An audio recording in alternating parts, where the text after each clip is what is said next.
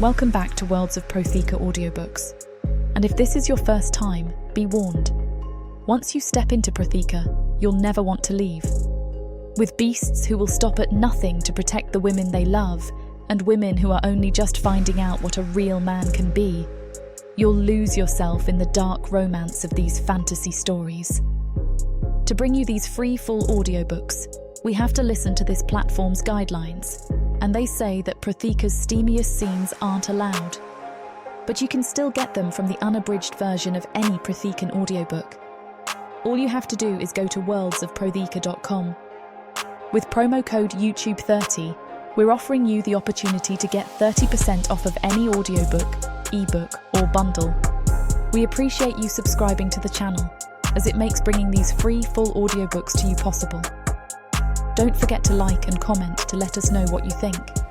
Protheka's magic is eternal, and this story is just the beginning.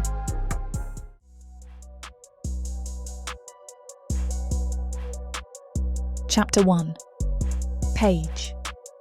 Acrid smoke stings my nostrils as I move up the steep hill in a crawl. There's no sound but that of ravens cawing with delight over their huge feast.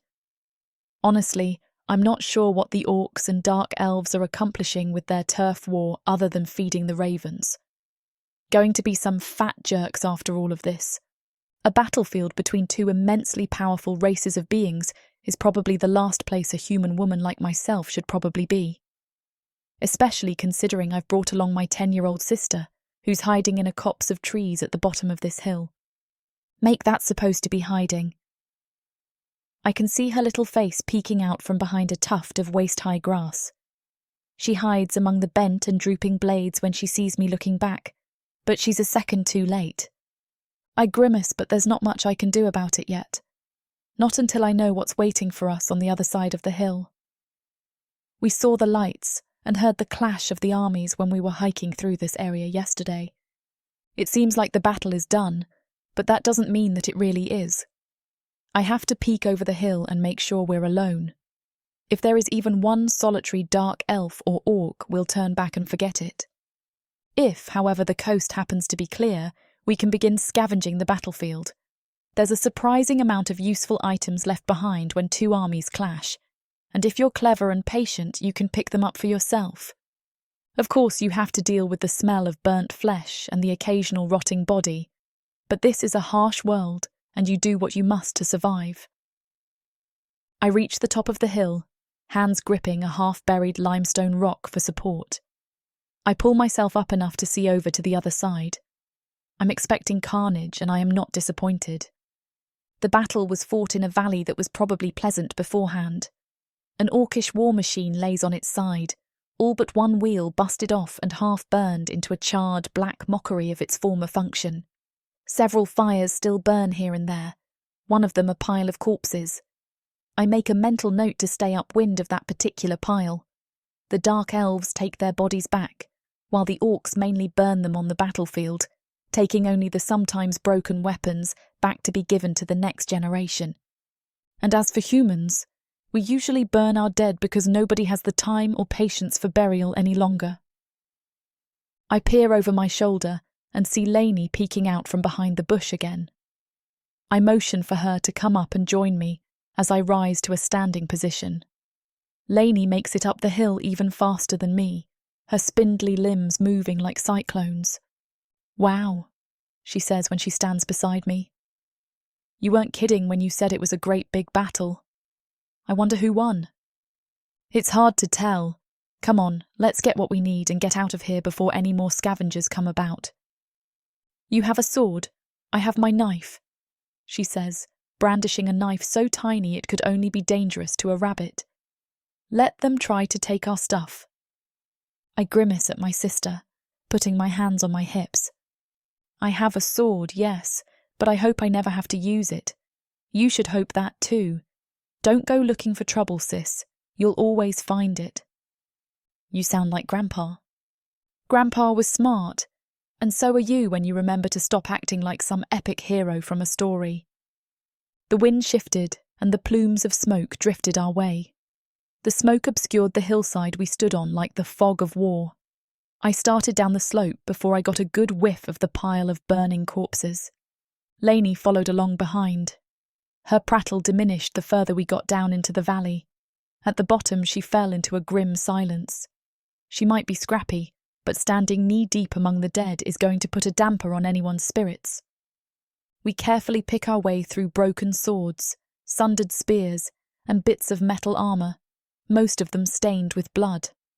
The flies are going crazy on some of the bodies. One orc corpse has so many flies, it appears black as midnight. I come upon a wagon upthrust from the ground. A pile of dirt and jagged rock protrudes from the covered top, making the whole thing sit askew. "What happened here?" Lainey asks, her voice unnaturally loud in the deathly quiet. "Shh," I say, holding my finger to my lips. I respond in a soft, quiet tone. "It looks like dark elf sorcery to me. They can make the ground come up like that under their enemies." "Cool." "No, not cool. Not if you're on the receiving end." I put my hands together low to the ground. "Come on, I'll give you a boost up. See if there's anything worth salvaging in there." She puts her foot in my stirruped hands, and I push her up until she disappears over the edge. I can hear her thumping around in there.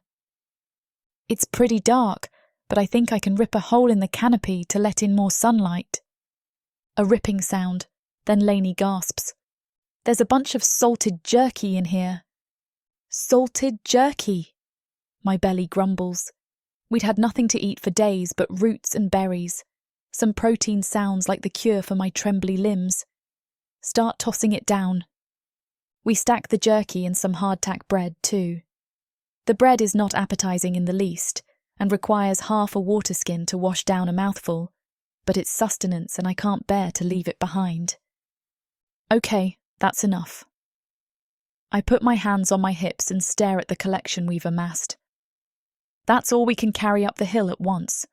I think we should load it on the wagon and get on the road north." "Why north?" "Because the army that won this battle headed south, judging by the tracks." We carry our burdens up the hill and back down the other side. I'm glazed with sweat by the time we make it to the bottom.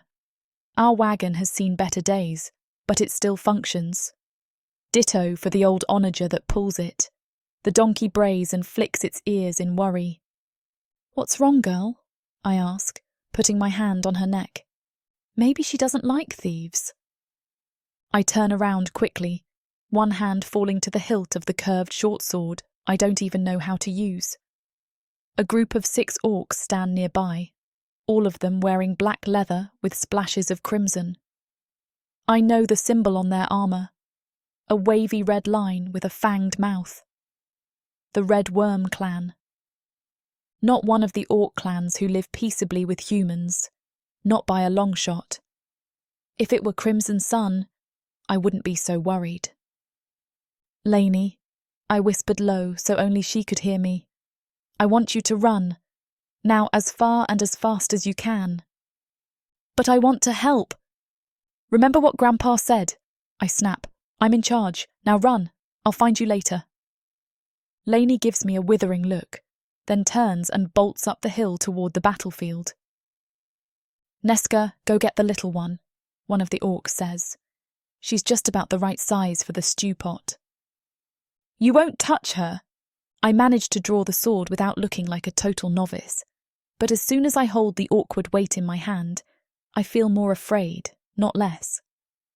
The lead orc laughs and looks to his followers with a big grin on his face. "Oh no, whatever will we do? I guess we'd better surrender before this fierce warrior slays us all."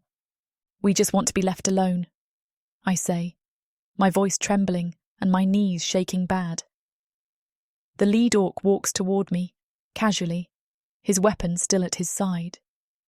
"Now come on," he says. "All you're going to do is make things harder on yourself." He holds out his hand, palm up. "Give me the sword." Poor choice of words. I swing the sword down with all of my might. The orc leader withdraws his hand, but not quickly enough. He screams as 2 of his fingers fall almost noiselessly to the grass, the green staining red rapidly with his blood. I try to finish him off, but 2 more orcs are upon me before I can take a full breath. One of them batters the sword right out of my hand, leaving my whole arm numb. The other grabs my shirt collar and throws me into the trunk of a tree. I fly backward, and then everything gets hazy for a bit. I think I pass out a couple of times, but I keep forcing myself awake because of Lainey. By the time that I'm cognizant enough to put 2 thoughts together, I'm staring out the iron bars of a cage, and Lainey is sitting beside me. I gasp and touch the side of her head. There's a red welt there. The orcs knocked her out brutally. I guess if they want to eat her, they don't care if they scramble her brains. I fear that the orcs are going to do even worse with me than they will with her. I reach into the secret pocket sewn into my pantaloons. The knife is still there. They didn't even bother to search me. I draw the knife, not to use on the orcs, but to use on Lainey, and then myself. It's the only way I can spare her the suffering that's sure to come. "I'm sorry, Lainey," I whisper under my breath as the orcs fuss about with our wagon. They remove everything of value, including the onager, and then set it on fire with a lot of hooping and hollering. I worked hard to find and repair that wagon. It's taken us thousands of miles, and now it's going to burn to ash. It's not fair. Nothing has been fair for us humans ever since the orcs and dark elves invaded. All we can do is try to mitigate our suffering, like I'm going to do now. This is what I promised my granddad on his deathbed, that if the time came, I would not allow myself and Lainey to be captured. I would set us free in a way that could not be undone. I hold the knife to my sister's snow-white throat. My vision blurs with tears. I can't bring myself to do it, I can't. I stuff the knife back in the secret pocket and hold my sister tight. I'm crying now, tears streaming down my face. The orcs think it's hilarious. My pain and misery are entertainment for their lot. I don't even care anymore. Nothing matters. I can't bring myself to fulfill my vow because I can't bear to kill my little sister. I could probably turn the blade on myself with less effort. There's no way I can take the easy way out and leave my little sister to suffer. What are we going to do? Chapter 2. Jovak. Red sun, red water. Normally, that only happens when the rising sun hits this old pond just right. But not today. The red sun is setting, not rising. The angle is all wrong. Still, it's not hard to tell what turned the waters crimson. The pile of dead orcs lay sprawled across the rocky shore of the pond, their bodies twisted and mangled. Even though they're the brutal and untrustworthy red worm tribe, I still mourn for them. They are orcs after all. My people, slaughtered by dark orcs. It looks like their little company was separated from the main battle unit, and then forced to retreat until they wound up at the pond. Then the dark elves slaughtered them. Several green-gray bodies float in the pond, so many arrows sticking out of them they appear as hedgehogs. No doubt the dark elves continued their sport, even after the swimming orcs were long dead. I wonder how many others of my brethren lie beneath those murky waters. As I said, there is nothing I can do for them. It is all I can do to keep my own shattered rock tribe safe. That's the only reason I've ranged so far from our territory. Usually my walks don't take me away for more than a day or two, but once I saw the dark elf army on the march, I had to follow in order to assess the danger to my own tribe. Of course, after 3 days of following in their wake, it became apparent they were not going anywhere near my tribe's territory. After that point, I was just indulging my penchant for wandering. Being the chief is a heavy burden to bear. I have to get away sometimes. I'm just not normally gone this long. I can already imagine what they're saying about me. How I've shirked my responsibilities as their leader again. Still, I've gone too far now to stop. I need to see this through just in case the Dark Elves are a threat to my tribe. Yesterday, one of the rear guards of the Dark Elf army spotted me, and I had to flee for many hours to escape him. Thus, I'm at least a day and a half too late to witness the battle. Judging from the smoke trailing into the red-gold skies, I'd say that it was quite the conflagration. I can smell the burned bodies and the start of rot already. The acrid smell of fresh smoke burns my nostrils. My eyes narrow, and I reach to my belt for the twin axes I keep there. Perhaps this battle is not completely over after all. If I see a chance to bury my blades in the skulls of some dark elves, I'll gladly take it, and if the Red Worm tribe wants to tangle with me, they'll get the same. I am the greatest warrior of my tribe made up completely of great warriors. We've held the Shattered Rock for far longer than most of the other clans have existed. All creatures, great and small, fear our arrows, our spears, our blades. My great-great-grandfather came over through the portals from Prothika, fleeing the dark elves and their damnable ways. Here we found a new species who called themselves human beings. Their technology didn't save them from us in the early days, when magic still coursed through our veins like liquid fire. We no longer hunt and oppress the humans. The Chief of the Crimson Sun has taught us a better way. The humans might be weaker than us, smaller, but they are very crafty, industrious, and more capable in battle than their size would suggest. Some of my tribe have even taken humans as their mates. I'm not one of them. When I mate, it must be with an orc female. Since there are few fertile orc females being born any longer, I've been mateless for the entirety of the 10 years I have led the tribe. The truth is, I'm okay with this. If I had a mate, she would no doubt object to my spending long periods of time away from home. I would not be able to wander. They would no longer call me Jovak the Longstrider. What would they call me? Jovak the Tommed? Jovak the Housebroken?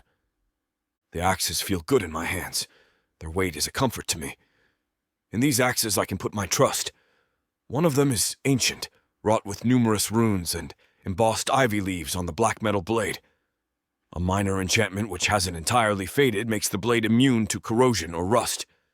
The handle has been replaced several times, but otherwise it is the same axe that I shake my head. No good bringing up that memory. I endure the shame of it enough as it is. I have no room in my mind for cloudiness. I must keep my mind, body, and spirit ready for whatever awaits me on the other side of this hill. My second axe is of human manufacture. The entire thing, from hilt to angled cutting edge, is made of metal, and a damn fine steel it is, too. The red paint has long worn off the handle, as well as the business end, but some traces of it remain near the pommel and the conjunction between handle and blade. I found this axe inside of a crumbling human structure. It was within a glass case, as if it were somehow to be protected, or perhaps revered. I took it because it looked sturdy enough to use as a tool or a weapon, but I mainly use it to cut flesh, not wood. I'm told by one of the humans at our camp that this axe belonged to a special class of humans called firefighters. Of course, I'm not sure how much good an axe would be against a fire. It seems like a bucket and a source of water would be far more useful. I had hoped that my people would start calling me Jovak Two-Edge rather than the Longstrider, but it didn't take. My tendencies to wander alone have been ingrained deeply into the way my tribe sees me. Whatever is waiting for me over that hill could be hostile, or there could be nothing, just more dead bodies torn asunder by steel or spell. I lean in and let my long, powerful legs eat up the terrain. All of the walking I do has made me leaner than most of my kin. But it's not important right now. All that's important is keeping myself on the edge of readiness, just in case I have to do battle. The top of the hill approaches. I stand up straighter and find myself atop a steep incline leading down into a little valley. It was probably a pleasant valley for a walk at one time before the battle. Now the green grass is torn and burned, charred black. Trees lay sundered into 1,000 splinters by magically produced lightning bolts. And of course, the dead are everywhere. I believe the Dark Elves won, because I don't see any of their bodies about. They must have collected their dead, but not all of the Red Worm tribe have departed. I see a half-dozen milling about at the base of the hill, and they see me. One of them looks up, his helm flashing in the dying rays of the setting sun. He points at me, and the others look my way. I grimace, because I hadn't wanted them to spot me. Now I have to make a decision. They would have to fight their way up an even steeper hill than the one which I just climbed to reach me. I could easily run back down the other side and disappear into the woods before they could find me. Or I could charge down this hill and slay them all. My blood burns for battle. I am an orc after all.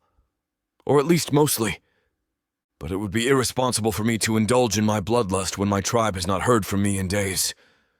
I should probably leave. They don't seem overly interested in trying to come after me anyway.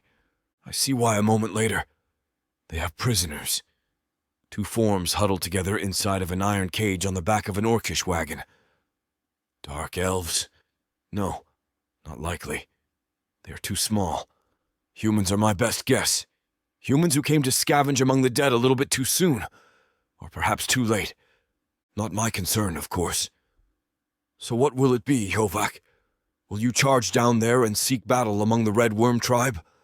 Or will you turn and flee back to your own people and toward your responsibilities you have shirked for far too long? Then I hear something that decides the matter for me. I hear a child scream. Chapter 3. Paige. A few moments ago, I was locked in a cage awaiting an uncertain fate. Now I'm outside, ostensibly free, and my fate is certain. That doesn't mean my fate is going to be any more or less pleasant, however. It all happened so fast. I'd been holding Lainey tight against me as she recovered. The orcs milled around, watching my wagon burn while one of their scouts picked over the rest of the battlefield, just to be certain they hadn't missed anything of value. The orcs had all looked up the hill Lainey and I had descended not so long before. I couldn't make out what they were so upset about, because the cage's wooden roof blocked my vision. I figured it was trouble, though, from the way they all gripped the hilts of their weapons. One of the orcs said something I couldn't make out. I think it was the orc word for enemy. And then they began making their way up the hill. All save one. The smallest, weakest orc of them all remained behind. His green eyes locked with my gaze, and I knew what he had on his mind. Revolting as it was, I was more worried about Lainey's fate than my own. "Come here, you," he said, throwing the cage door open. "You're mine. Sleesack will no longer have to wait for the bruised, battered and whimpering seconds." His hand closed on my wrist, and he dragged me out of the cage. Even though he was small for an orc, he was still many times stronger than I. Lainey had recovered at that point and tried to stop him, throwing a rock that dinged off the orc's helm. He almost casually backhanded Lainey, sending her tumbling to the ground. Lainey's scream of rage and despair could have been mistaken for fear by someone who didn't know her as well as I did. Seeing my kid sister smack down like a common cur made my blood boil, so I grabbed the nearest weapon I could find, an orc sword. The damn thing was heavy, but I got it up in front of me with 2 hands on the hilt. I stood between the orc and Lainey. Which brings me to the present. The other orcs are shouting and causing a ruckus on the hill, but I don't dare take my eyes from what's going on before me. "Oh, look at her," he says with a snicker. "You won't be cutting my fingers off, little meat." "I was thinking of something rather lower," I snarl. "Something you'll be sure to miss." He tilts his head back and laughs at me. It burns my pride, which is stupid considering I should be way more worried about my hide. Hide, not pride. "Lainey," I cry. "Run, get out of here." I spare a glance for Lainey, and my heart sinks down to my feet. She's been stunned by the orc's blow, groggy and bleeding in the dirt. "Yes, Lainey," the orc sneers. "Run, get up and run so you won't have to see what I do to your big sister." I glance over at Lainey again, and then at the orc. I let the sword droop in my grip a bit. Actually, I don't know how much of it is me letting it droop, and how much is my arms just can't hold it up any longer. I would have to go and grab one of the bigger orc swords. Too late to do anything about it now. "Listen," I say, my voice breaking as my lips suddenly go dry. "If you let my sister go, you can have me." "I can have you in any case," he growls. I hear the clash of steel from up on the hill. His eyes dart that way, and then back to me. You'll have to force me, and you don't have time for that. My eyes narrow. You don't want bruised, whimpering seconds, do you? His face contorts into a mask of contempt and rage. The worst thing you can do is point out a man's inadequacies to him, even if he's an orc. Especially if he's an orc. If you'll let my sister go, I say, my voice steadier this time. I won't fight you. I'll make it good. My face burns with shame, like I would know how to make it good. When it comes to fleshly pleasures, I haven't had the pleasure, so to speak. I'd listened to the older girls growing up, though, and I knew a little bit about the carnal act. Enough to know that it's a lot better when you cooperate. Then again, some orcs like it when women try to fight back. Oh, you'll make it good, he snarls. You don't get to drive bargains with me. He takes a step toward me and I lift the sword point back up between us. I guess an adrenaline surge is going through me because the sword barely wavers now. Then I'll sell myself as dearly as I can. My voice sounds so fierce I almost believe myself. Maybe I can't win against you, but I can hurt you. I can make you suffer. Weak, lower form, he snarls. You're the only one who is going to suffer. Try me! I wish I was half as confident as I sound. I don't have to win this fight. I just have to stall this orc long enough that Lainey can recover and escape. Oh, I will. Then do it, I snap. He licks his thick lips, and his eyes grow narrow and crafty. He's not advancing on me. Obviously, he doesn't know how much of a novice I am with a sword, or how hard it is just to hold the stupid thing up, let alone swing it. Otherwise, he'd have overrun me by now. Then again, I remember my grandpa talking about everyone having a puncher's chance in a fight. Even a weak or unskilled opponent could hurt you if you didn't take them seriously enough. I decide to play on his fears a little bit and force a cavalier smile to my face. Come on, Sleesack, I snarl. You won't be the first orc to split himself on my blade. Maybe I'll take your armour too, and your balls as a souvenir. He growls, a sound low and primal, like an animal might make. I've done it now. I've made him angry. If I were a master swordsman, or even just one with training, I might be able to take advantage of his rage, lure him into making a mistake. Alas, as it stands, I don't have that option. Apparently, the orc has more caution than anger in him. He grins and lets his own sword point droop. Come on now, he said, in what he probably considered a reasonable tone. There's no point in making this hard on yourself or your sister. If you'll put down the sword and be a good girl, I'll tell the others she's too mangy and diseased for the stew pot. No chance. You want me to put this sword down, you let her go first. Lainey struggles to her feet, then flops back down to her bottom. Her brains seem scrambled. I hope she doesn't have a skull fracture. That can be lethal without a doctor, and there's not many of those left around. I guess a shaman might be able to help, but I don't see one of those around either. She needs help, she can't run. I have to find a way to win this fight somehow. I don't think she's going anywhere, he says with a sick grin. Yeah, I don't think she is either. I have to win. But how? How do I defeat a far more experienced opponent who can throw me around like a rag doll? My wrist still hurts from where he grabbed it earlier. I need to trick him somehow. Make him think I'm helpless, maybe. He tries to circle around to where he can reach Lainey, but I move in sync with him, keeping his path blocked. But as I move, I let myself stumble a bit. My movements are awkward and clumsy. On purpose, I mean. More awkward and clumsy than usual, I should probably say. Don't let it cross your mind that I don't mind raping a dead girl, he growls, or one with all of her limbs removed. We can burn the wounds shut so you don't bleed out and keep you around for days. All of the important parts will be left over, or at least the 3 holes I care about. Ignoring his revolting commentary, I let the sword point dip a bit and grunt as if it's taking effort to keep it up. Hell, it is taking effort, but I feign a lot worse than it actually is. You can't even hold that sword, let alone swing it. Damn you! I sputter as if I'm losing control. He grins and stops circling. Sleesak stands up to his full height, dropping his guard in the process, but I know I can't land a hit before he raises it again, and taps the flat of his blade onto his thick, meaty palm. All I have to do is wait until you can't hold that blade any longer. Ah, there it goes now. No, I scream in defiance. I'm so terrified and upset I hardly have to pretend. No. I let the sword shake badly in my grip, and then with a groan of despair, the tip drops to the dirt.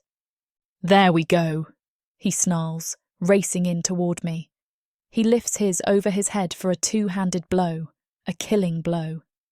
I guess he's more interested in sating his anger than other, baser desires. Just as he steps in, I lift the point of the sword, the tip right at his belly. He puts on the brakes, but it's too late. Sleesak runs right into my sword. The impact nearly wrenches the blade from my grasp. He gasps, his mouth flying open in a wide O. He staggers back, fingers pressed against the blood seeping from between them to run down his front. You cut me, he says in horror and indignation. You cut my flesh.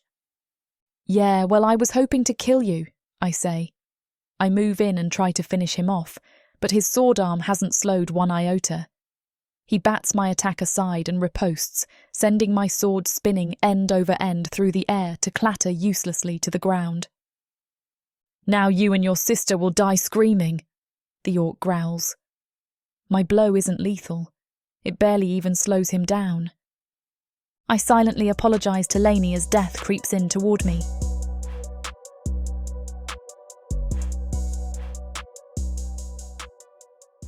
Escape this world and step into one where romance and magic intertwine across realms, with stories that are not just standalone tales, but part of a vast, interconnected universe. Imagine not just one, but 100 stories, where characters, destinies, and legends cross paths in unexpected ways. 100 audiobooks from the Romantasy 100 book bundle. These aren't just isolated stories. They share themes, worlds, and threads that make every journey feel part of something grander. Fated lovers, ancient prophecies, and the delicate balance between power and passion. Get all of these stories today for a mind-blowing 90% off. That's right, 100 audiobooks for the price of 10. 800 hours of audio where these alpha males prove just how puny the human men of Prathika are. 12 complete series where they show their human women what they've been missing and more. One-time purchase, lifetime access to a universe of interconnected magic and romance.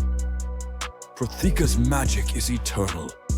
With the Romantasy 100 book bundle, your pleasure will be too.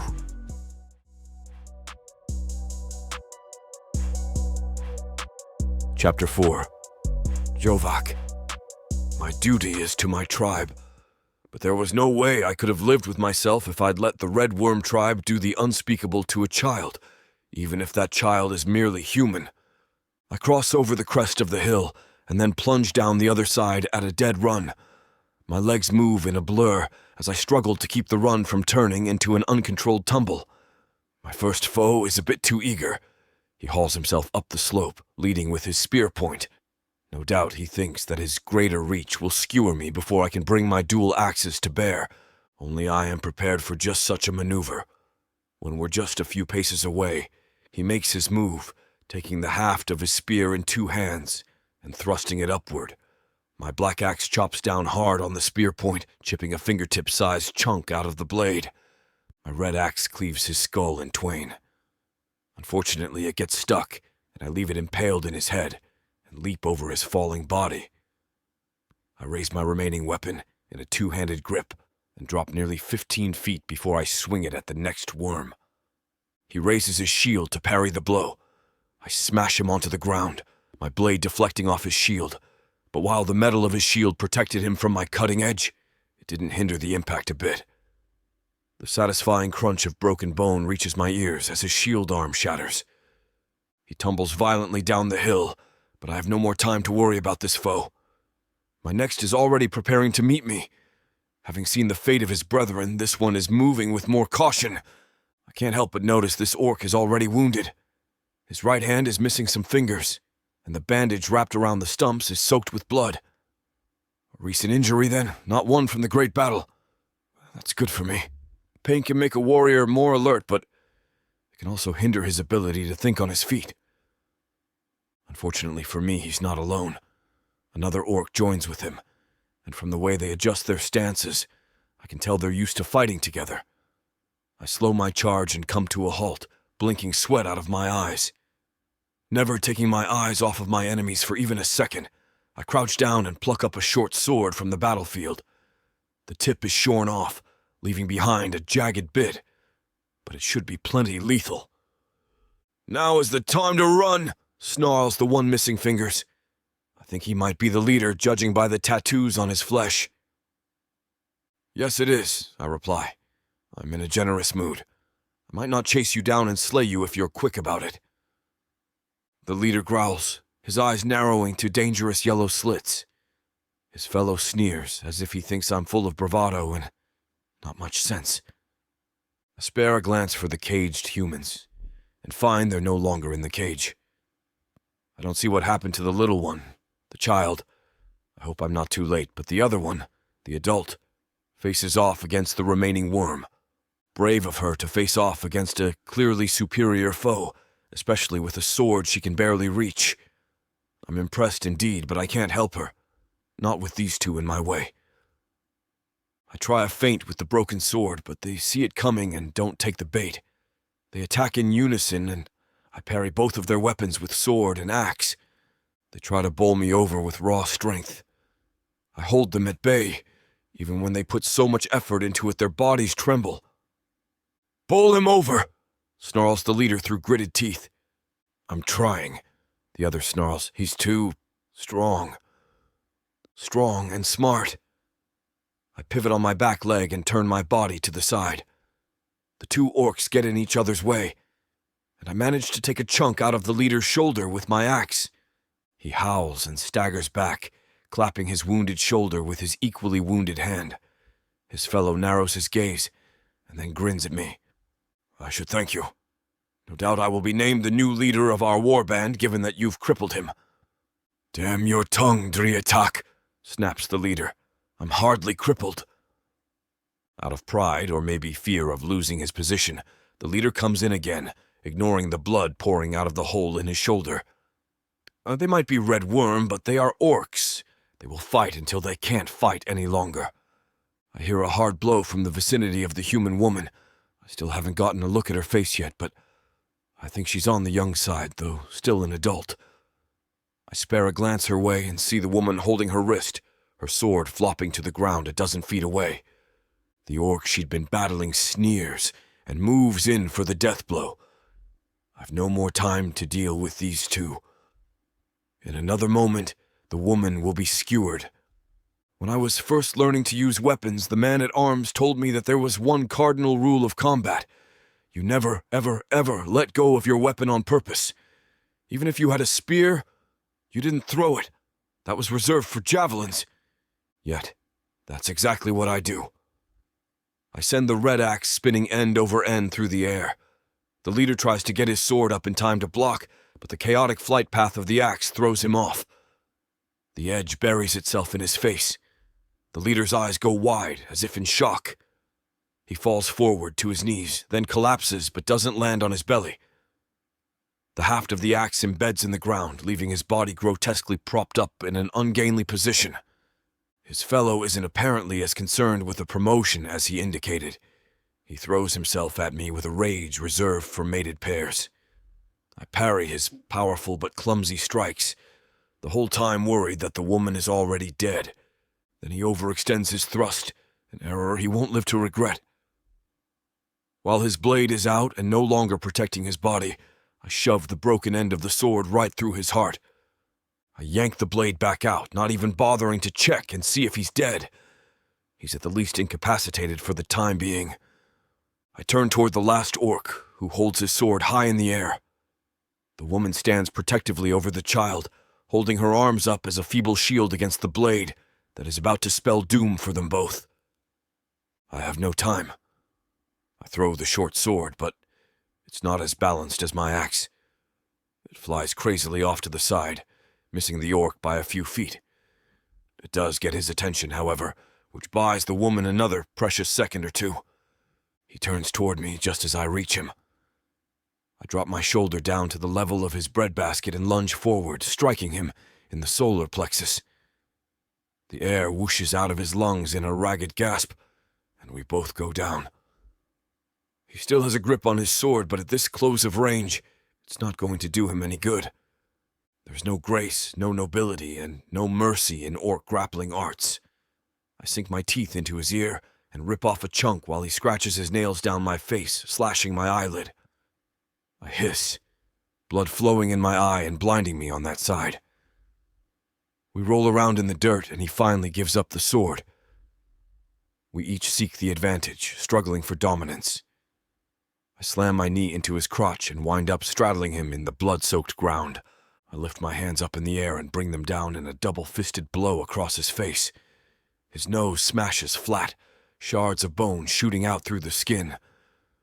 I repeat the blow again and again, using his head like a drum until he stops twitching. His chest rises, falls, rises, falls, and then lies still. I get off the orc and check the others. All dead, save the one with the broken arm, and all he can do is lay on the ground and moan. I turn to the woman, who scrambles back in the dirt, her eyes wide with fear. My breath catches in my throat, because I've seldom seen such a lovely example of a human woman. I never thought I could go for a woman without at least a ward or two, but her freckled skin and heart-shaped face have their own appeal. She has a lovely form, but she's terrified. For some reason, that really bothers me. I don't want her to fear me. "I'm not going to hurt you," I say, holding my hands up. "I'm not even armed." "Armed?" She looks at the carnage I've wrought. "You don't need a weapon. You are a weapon." I chuckle softly and shrug. Perhaps that is true. However, this weapon is not meant to harm you. I gesture at the groaning child. "How fares the youngling?" She seems to remember the child about then. Still keeping a wary eye on me, she crawls over to the girl and then gently shakes her. "Lainey," she says, "are you all right?" The child mutters something and tries to open her eyes. I see a large knot swelling on the side of her head. My anger boils over. Only the lowest of the low would harm a child, no matter what species they were from. I reach into my belt pouch and pull out some Somerset seeds. Then I crouch down beside the two humans. The older one starts, but then sees the seeds in my hand. I chew them up in my mouth to a paste, then spit them into my palm. I know she doesn't want me to touch the child, so I offer her the paste. "Here," I say. "Put it in the wound, it will help." She reaches for the paste, not upset that it's been in my mouth. She still keeps giving me looks, though, like she thinks I could go crazy and harm her or the child at any moment. I provide a strip of leather to use as a bandage, again being careful not to get too close to the child. I think the child might be her daughter. They have similar sandy blonde hair and freckles. "Thank you," she says. Then we stare at each other. She's waiting for me to say or do something, but what? I need to get back to my tribe. I've been away for far too long as it is.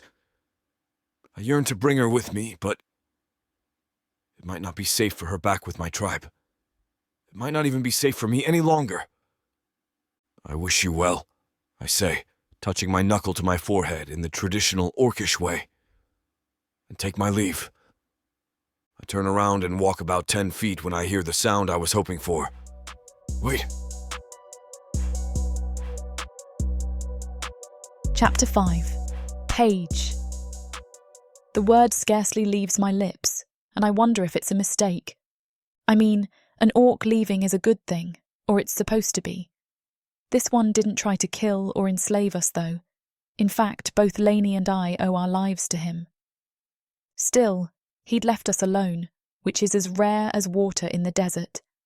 Maybe I should leave well enough alone, but I already said it, and now he's turning around.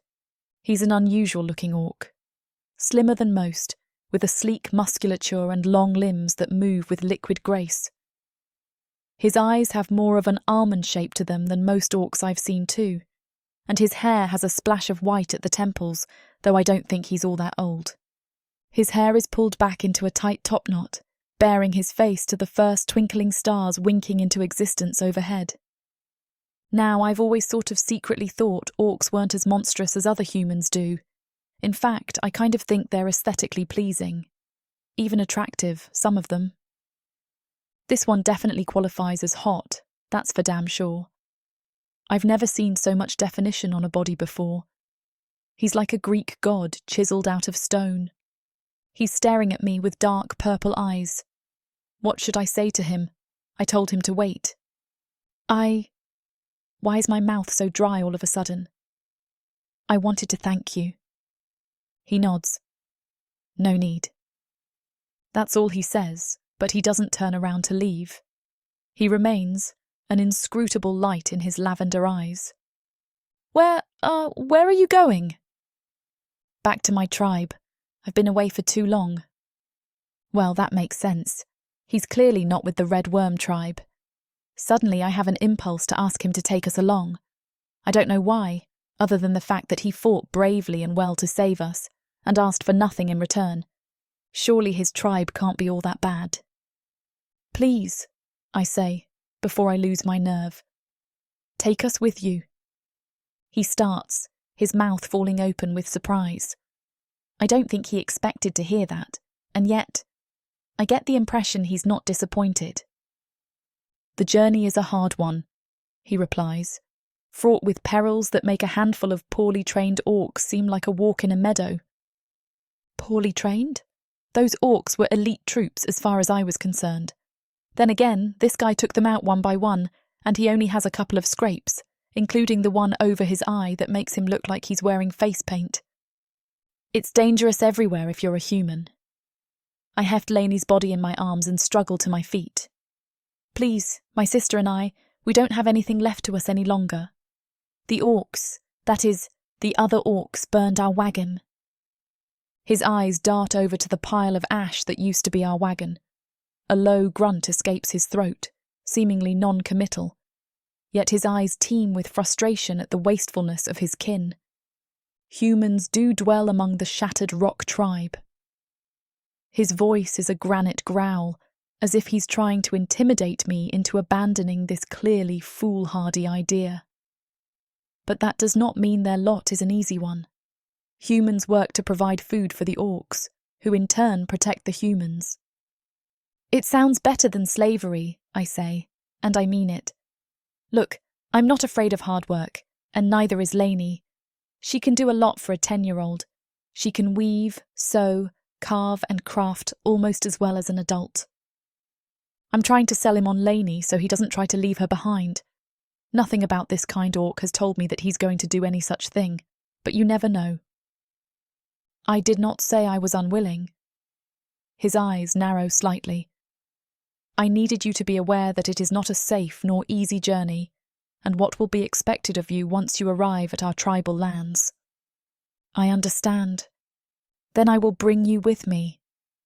My heart leaps with excitement, not to mention relief. Taking care of Lainey on my own wouldn't be impossible, but it would be arduous. Thank you. I really appreciate this, not to mention you saving us. I offer my hand to him. My name is Paige. You already know Lainey's name. What's yours? I am Jovak, called the Longstrider by my people. A slight snarl twitches at his lips when he gives his nickname. For some reason I think he might not be fond of it. I can see why they call you that.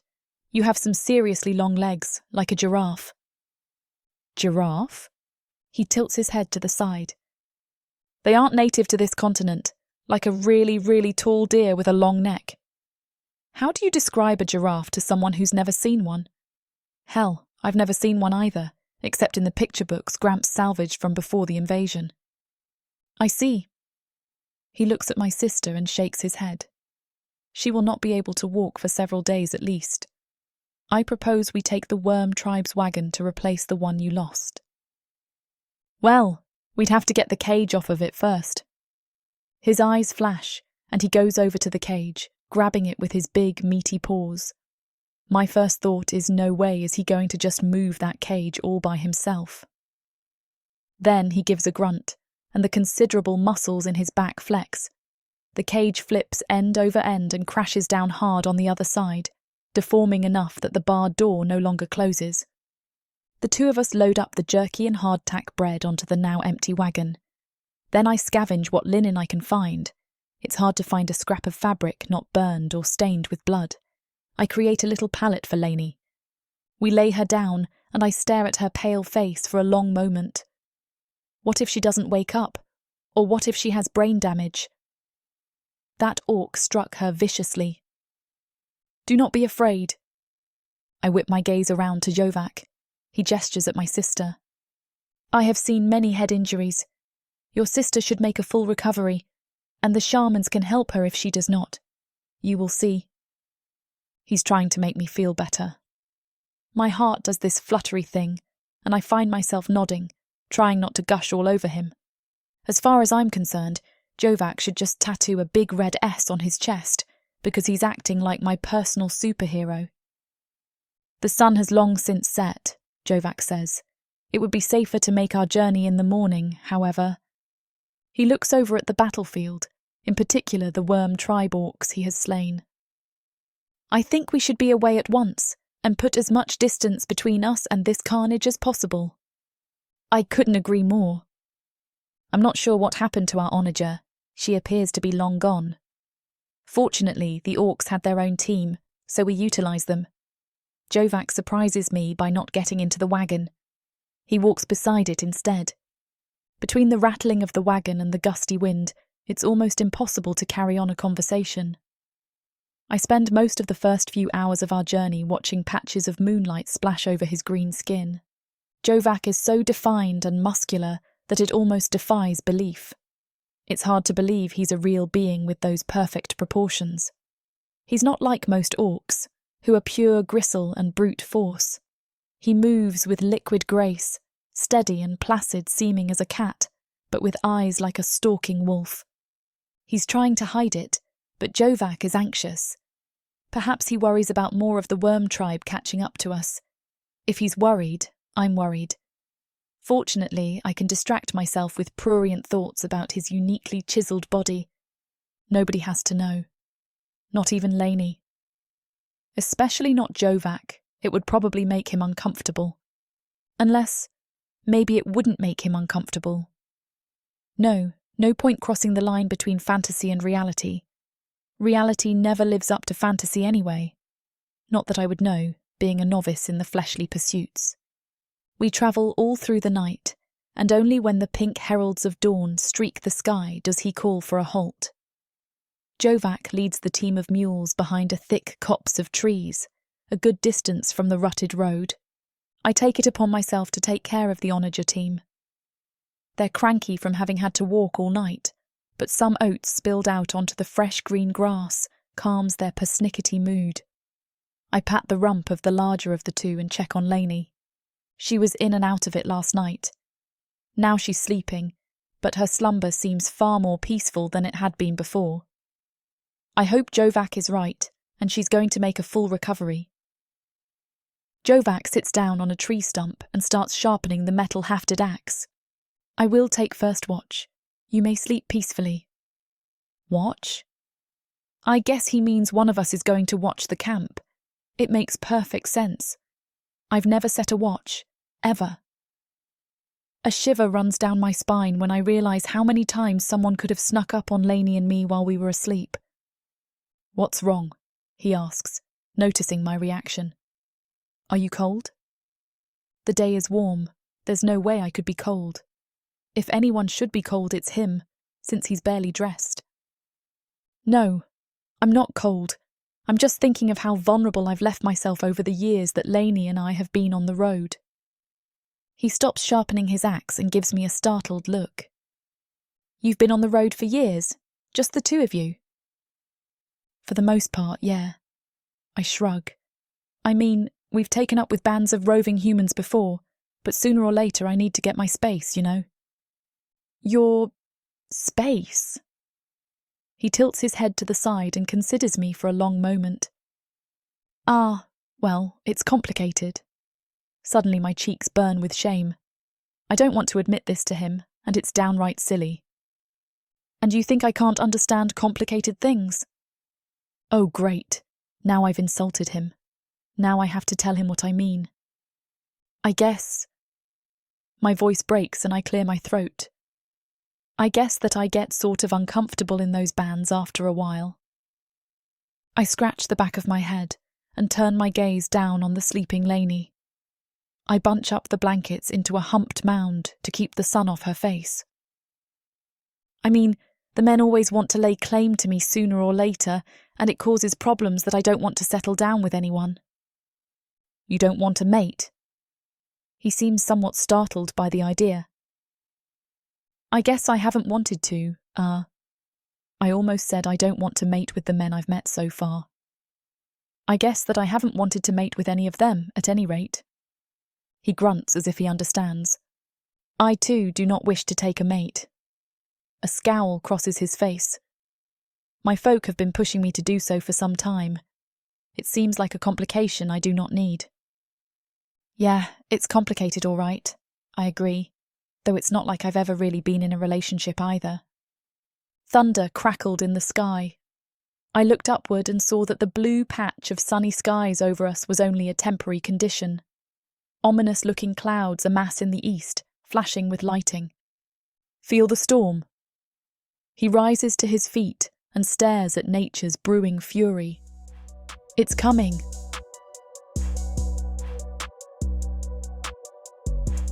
Chapter 6. Jovak! Thunder cracks the sky, lighting fractures the clouds as I hasten to rig up a tent using the wagon and salvaged tarps. The tarps have an oiled backing, making them water-resistant, but attaching them in a way the wind won't tear them away is a chore. The wagon we appropriated from the Worm clan features metal hasps where the cage could be chained into place. By cutting strategic slits in the tarp, I managed to secure it with the help of sticks and leather thongs. A stick goes through the rounded hasp and twine holds it in place. The wind is really picking up, sending my topknot out straight behind me during the stiffest gusts. Paige squints as the wind blows dust into her face, her arms laden with another tarp. I scavenged this from an old campsite down the road.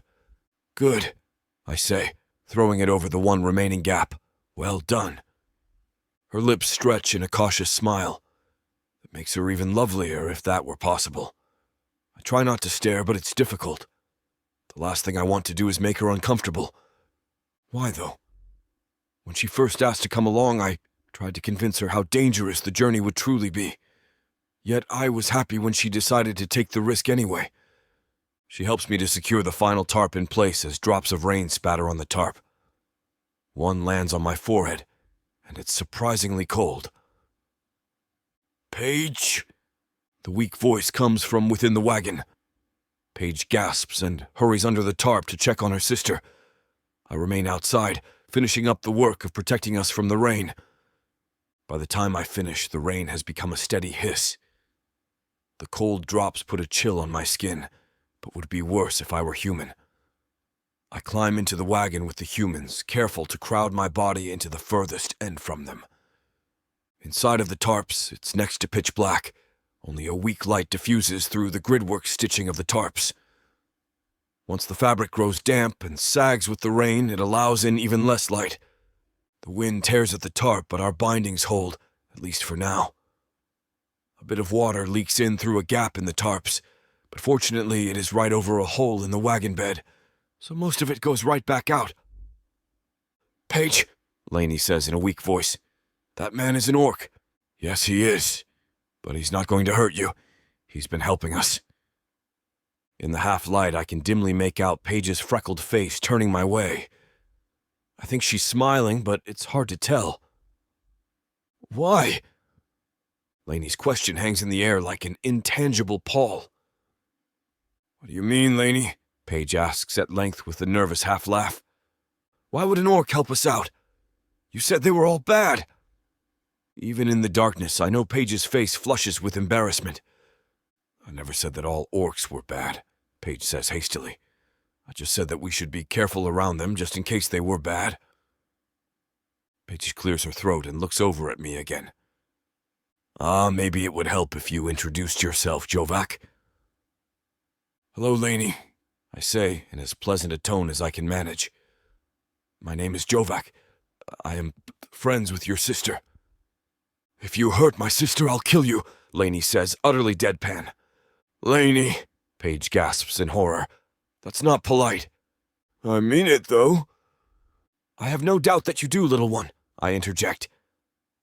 I will not allow harm to come to you or your sister so long as it's within my power to prevent it. I had meant for it to be a fierce declaration, but then I lost confidence as I spoke. Neither human seems to notice or comment if they do. Is it raining, Paige? Lainey asks. Yes, it's raining bad, Paige replies. What happened to the orcs who tried to take us prisoner? They're not a problem any longer, Paige replies, shooting what I assume to be a grateful smile my way. I can't really tell in the dark, but her tone suggests so. Does that mean that Jovak killed them all? Well, Paige says, clearing her throat.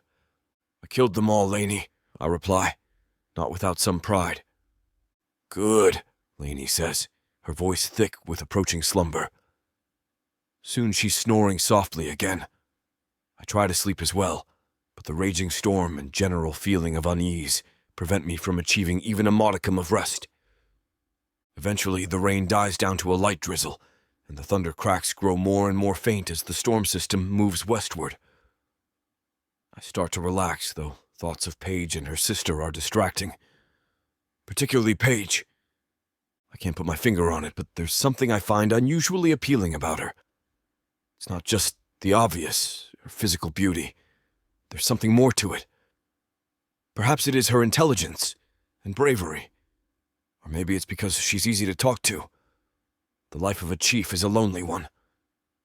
Even my sister, the one person I can rely on in the tribe not to speak ill of me, can't really speak freely with me.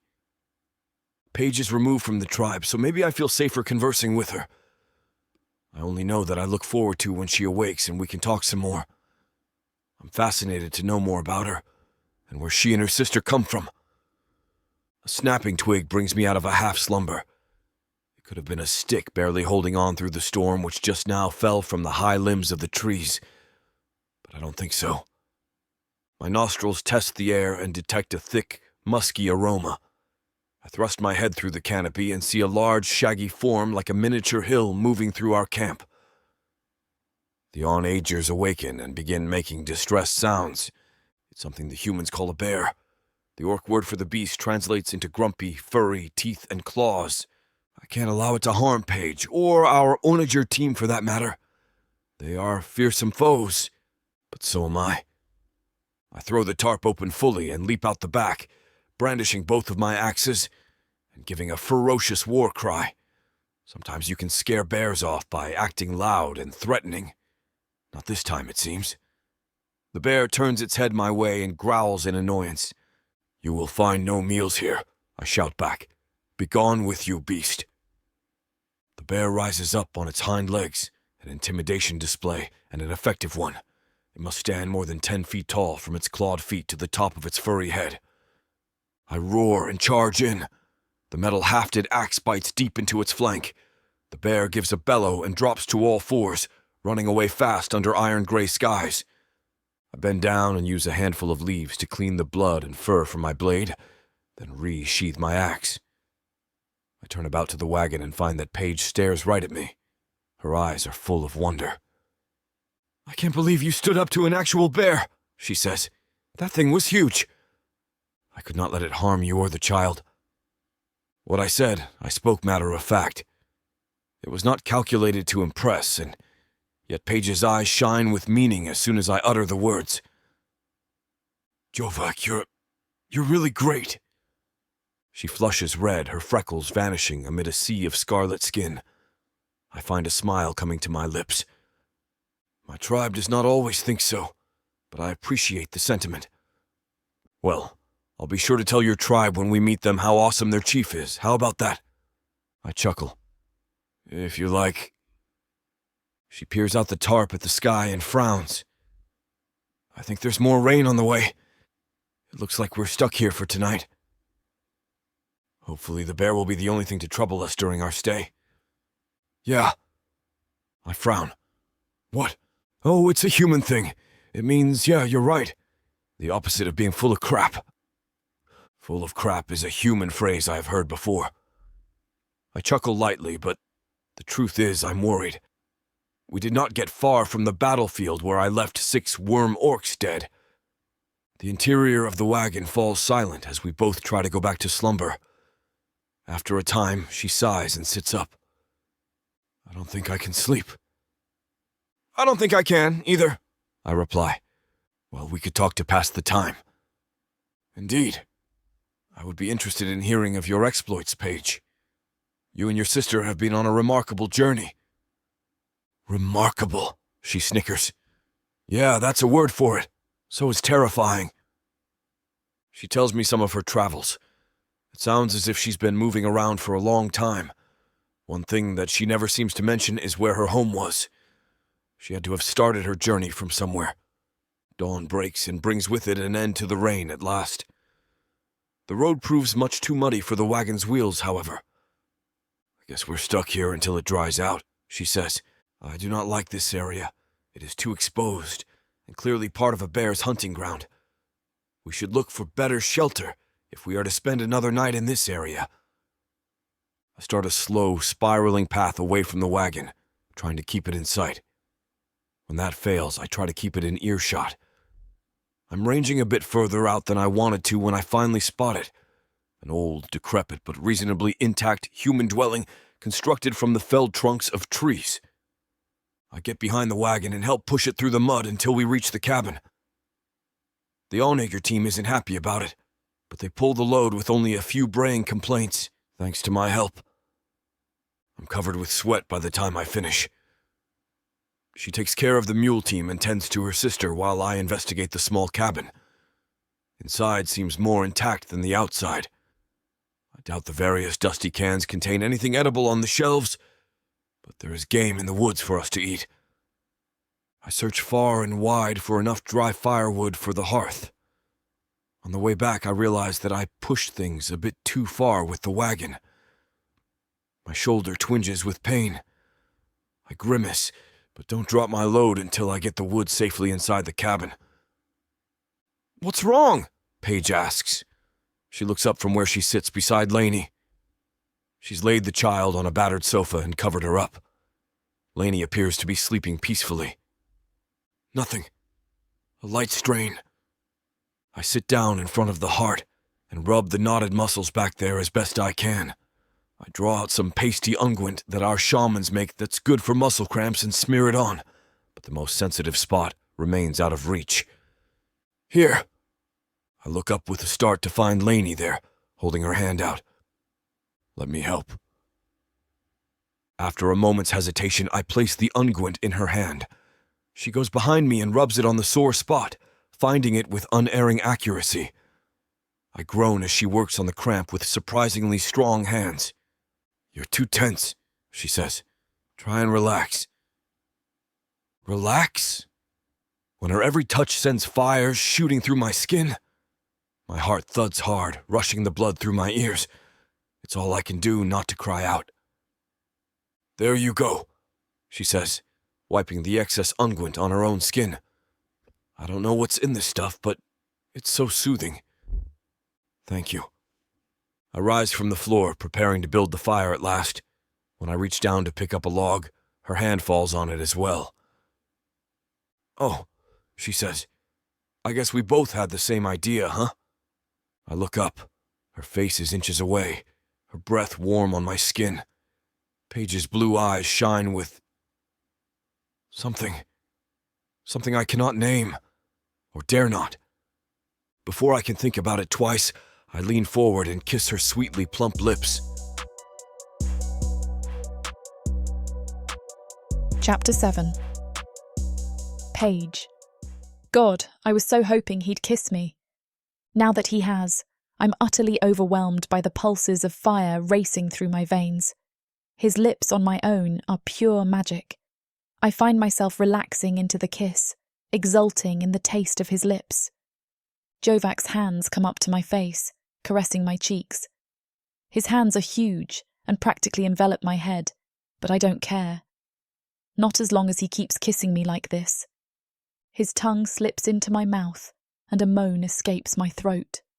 Our breath mingles as I lash my tongue against his own. Lips smack, tongues play, and our mutual hearts beat only a few inches from each other. Jovak drops one hand from my face and slides it down my back. I lean into him harder, my pulse a thudding tattoo in my ears. It doesn't matter that I'm inexperienced. I seem to be doing it right. He's enjoying himself, or doing a damn good fakery of it. Oh God, where is this going? Stupid question. It's pretty obvious where it's going. Even before his hand slides down my back until his lowest finger just brushes the slope of my buttocks. A pulse like fire shoots through me, and I feel my body responding to his touch, his kiss, his manly musk-like scent. I feel like my entire nervous system has been doused in electricity. It feels so damn good to be kissing him. Is this what I was missing? The older girls undersold this experience, if anything. I feel as if we're floating on a cloud, only we're not floating on a cloud. My sister is sleeping not far away. That thought should probably make me stop, or at least slow down. But I can't bring myself to stop kissing Jovak long enough for that to happen. A hard lump presses against me, right between his legs. I know what that is, and I know what it means. Part of me wants to go all the way. Okay, I'll be honest. Most of me wants to go all the way. But my sister sleeps not far away, and I get the feeling if we give in to our passions and let them sweep us away, it's going to get loud. Maybe it's a good thing my sister is here. Maybe it's best if we just stop. Where is this going to go? He already said he doesn't want a mate. And even if he did want a mate, nothing says that he wants that mate to be me. After all, he's a chieftain. He's probably going to mate with an orc who happens to be a chieftain's daughter. What chance would we really have? While I ache for him, burn for him, I know that this is doomed from the start. Not only that, but it feels too good. I don't know if I'm supposed to enjoy it this much. I have no basis for comparison at all, being as this is my first time. If the actual intercourse is supposed to be better than this, then I'm afraid I will lose all control. I stop kissing him back, stiffening up in his arms. He stops right away, pulling back enough to meet my gaze. "What's the matter?" he asks softly. Oh God, I don't want to hurt his feelings. The last thing I want is to drive this strangely noble and kind orc away from me. He's the first man to be good to me and my sister since Gramps died. And yet, I can't let myself go and just flow with the moment. There's something else gnawing at me. A tiny voice in my head telling me that this good feeling is just the setup for a great big fall. Every other time I've let myself be happy, every other time I've given in to just enjoying myself, it's ended in tragedy or disaster. Every single time. Good feelings are just illusions, traps to lure you into a false sense of security. Then life shovels crap in your face. Paige? My name is a velvety soft whisper on his tongue. What's the matter? Did I hurt you? Hurt me? Huh. It would be easier if he had. No, Jovak, you didn't hurt me, but I don't know what to say. His eyes contain such tenderness, mingled with steamy desire, that it's too much for me. I have to get away. It's not like I can have him. Not really. Not in a lasting way that really matters. I'm sorry, I say, the words like lead on my tongue. I put my hands on his chest and then push away. He lets me go without a fight, his hands extending to the side. Have I done something wrong? The look of hurt, rejection in his eyes is too much to bear. I know how much he wants me, almost as much as I want him. We've been feeling this tension climb ever since he saved our lives back in the valley. I shake my head, because I can't hope to speak over the choking, gasping sob trying to work its way out of my throat. I just can't swallow it down. I'm scared. I manage to croak out at last as the tears begin to fall. They slide down my cheeks, hot and bothersome, adding to the frustration taking hold of me. With that, I have to run. Even though there could be orcs, bears, or worse in the woods, I flee outside into the dusk. I move into the tree line, my vision blurring with tears. My shoulders and chest shake with heavy sobs. I don't know why I'm crying. I don't know quite why I ran away, and I don't know why I can't bring myself to go back to him. It's probably best if I don't, but I want to. I hear the door open again, and then his heavy tread. I turn around and press my forehead into the rough bark of a tree, tears continuing to fall. It's so unfair. I want to give in to my desires, but I feel too much fear to let myself. Surely anything that feels this good must be a trap or a trick. The leaves crunch underfoot as Jovak comes around the trunk of the tree. I can't bear to look at him. He might be furious with me. Maybe he thinks I'm a tease or something. I don't know, but I'm afraid he's going to leave me and Lainey behind now. After all, I rejected him and ran away. Paige. His voice carries no hint of recrimination, only worry and a desire to soothe me. His hand falls on my shoulder and I start sobbing harder. What's wrong? I don't know how to tell him. I can't even put all of these fractured thoughts and feelings into a semblance of order. I reel inside and out, riding the waves of powerful emotions I have stymied for so very long. He gently pulls my shoulder. I allow him to turn me around, but I keep my hands pressed over my face. Paige.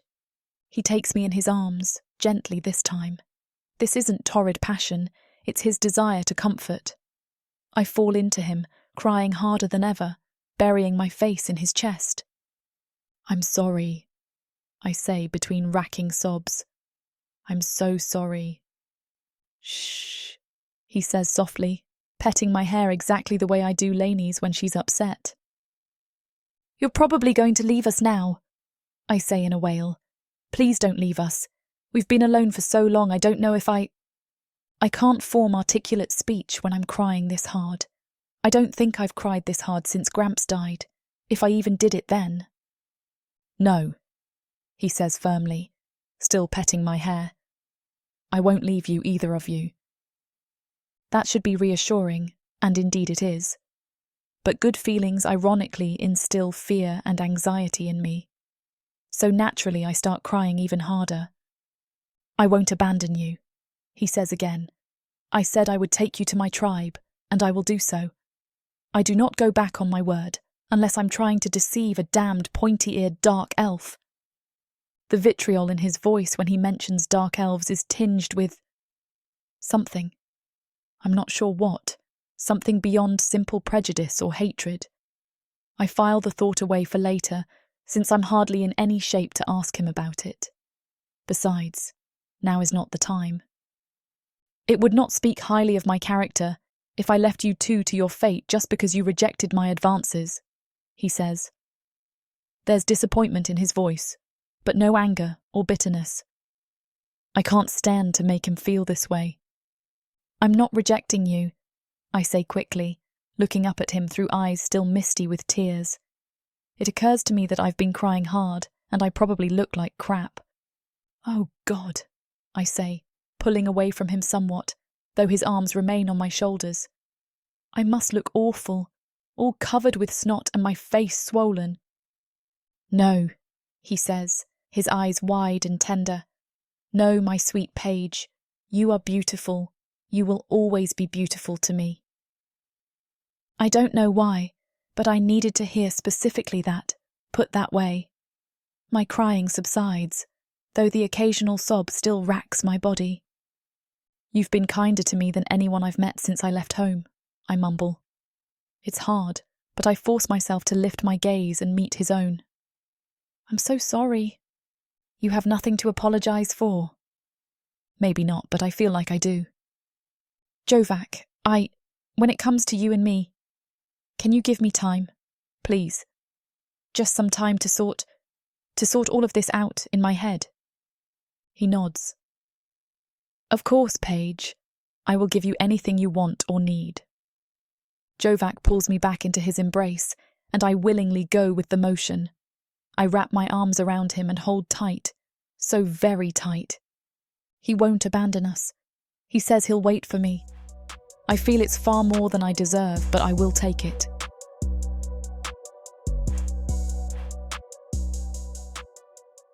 From the depths of the darkness of Prathika, or clawing up from the realms of fantasy, come the most fearsome beasts you have ever seen. These monsters are done watching from the shadows. Now, as they step into the light, something unexpected grips them. Something even they can't fight off. Love. Vampires. Demons. Dark elves. Gods. Minotaurs. Creatures of light and dark. They will protect their mates. Do whatever needs to be done. Morally grey heroes who will burn the world to protect the women who love them. 10 audiobooks. Fall into over 60 hours of fantasy romance. 20 ebooks. Over 1 million words of these brutes who will protect their women. Even if they might destroy themselves in the process. Get the immersive Prathika Fantasy Romance Bundle. For 80% off, right now, dive into Prathika at a once-in-a-lifetime discount. The first bundle to offer both ebooks and audiobooks on worldsofprathika.com. Prathika's magic is eternal, and this romantasy bundle will make it endless.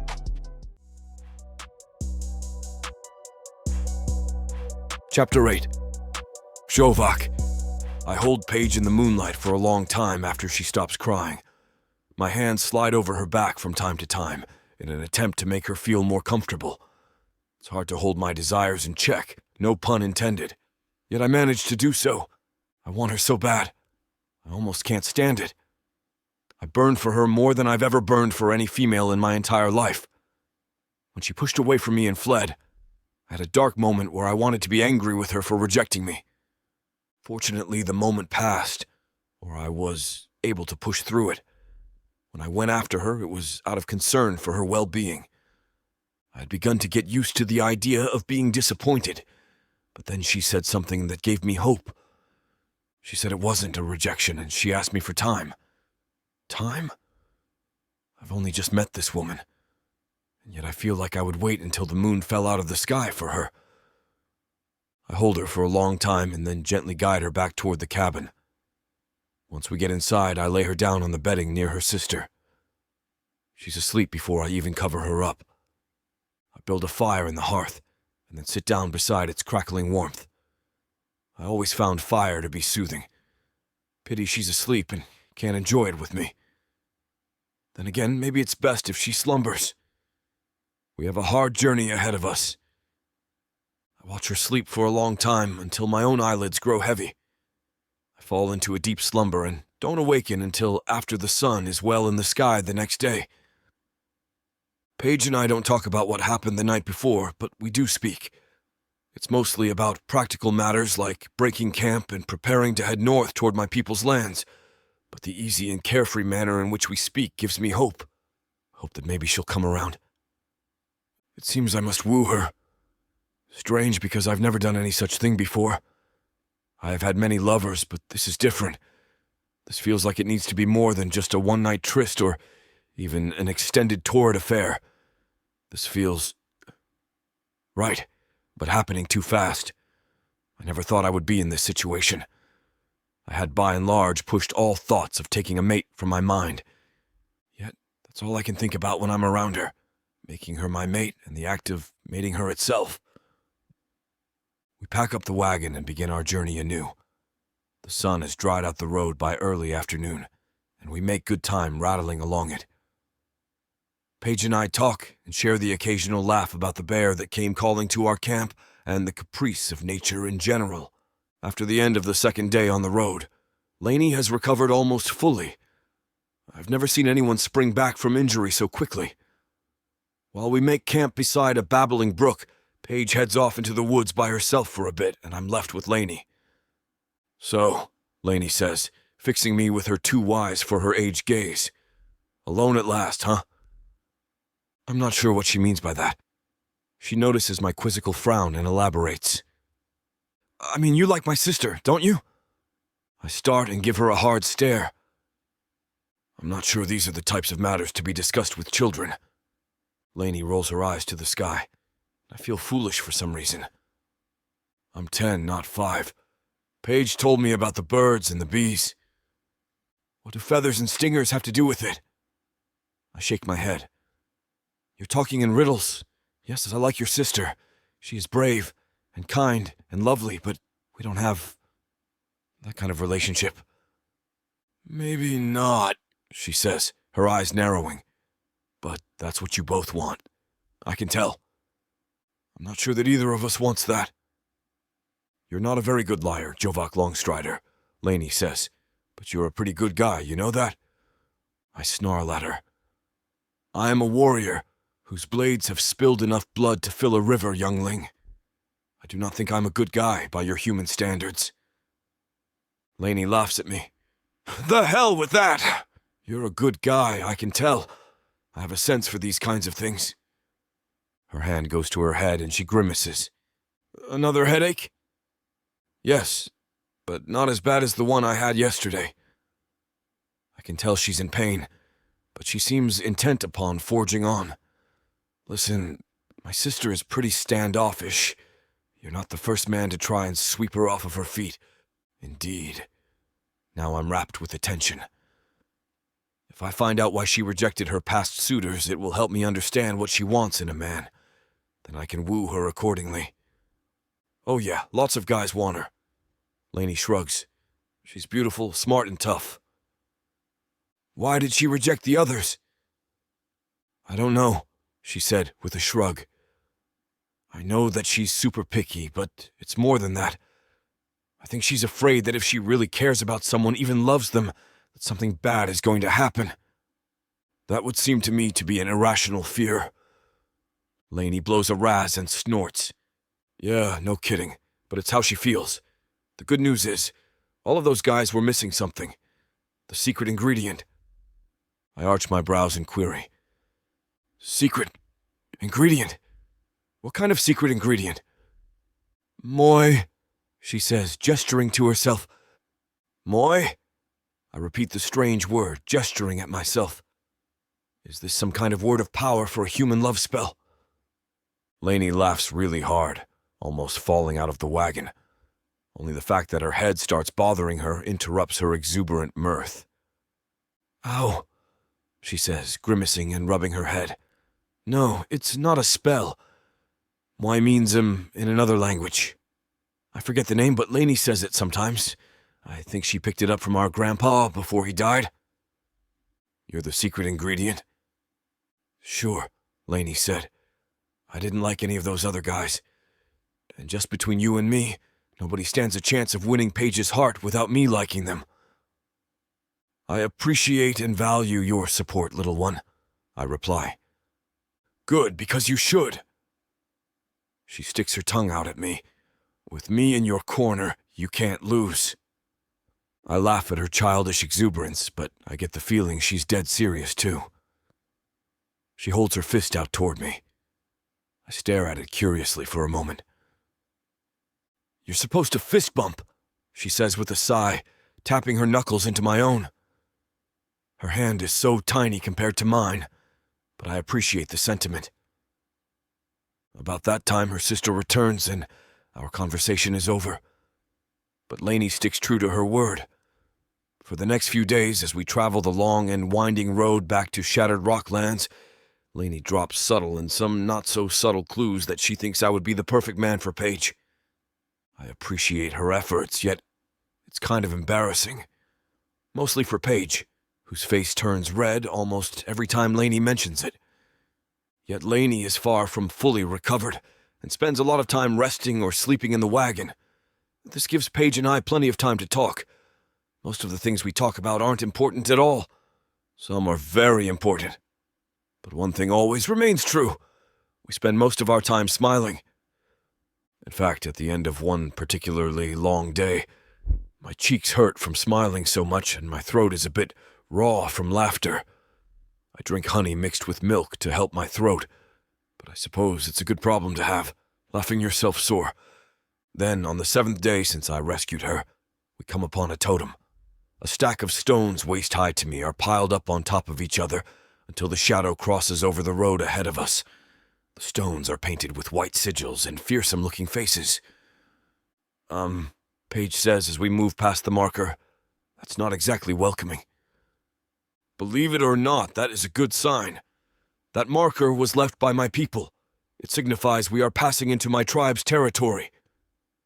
Oh, she says, relaxing a little. Good. She notices that I don't relax as much as her, and she frowns. I mean, is it good? You seem kind of tense, Jovak. Or is it your shoulder again? You want me to rub it for you?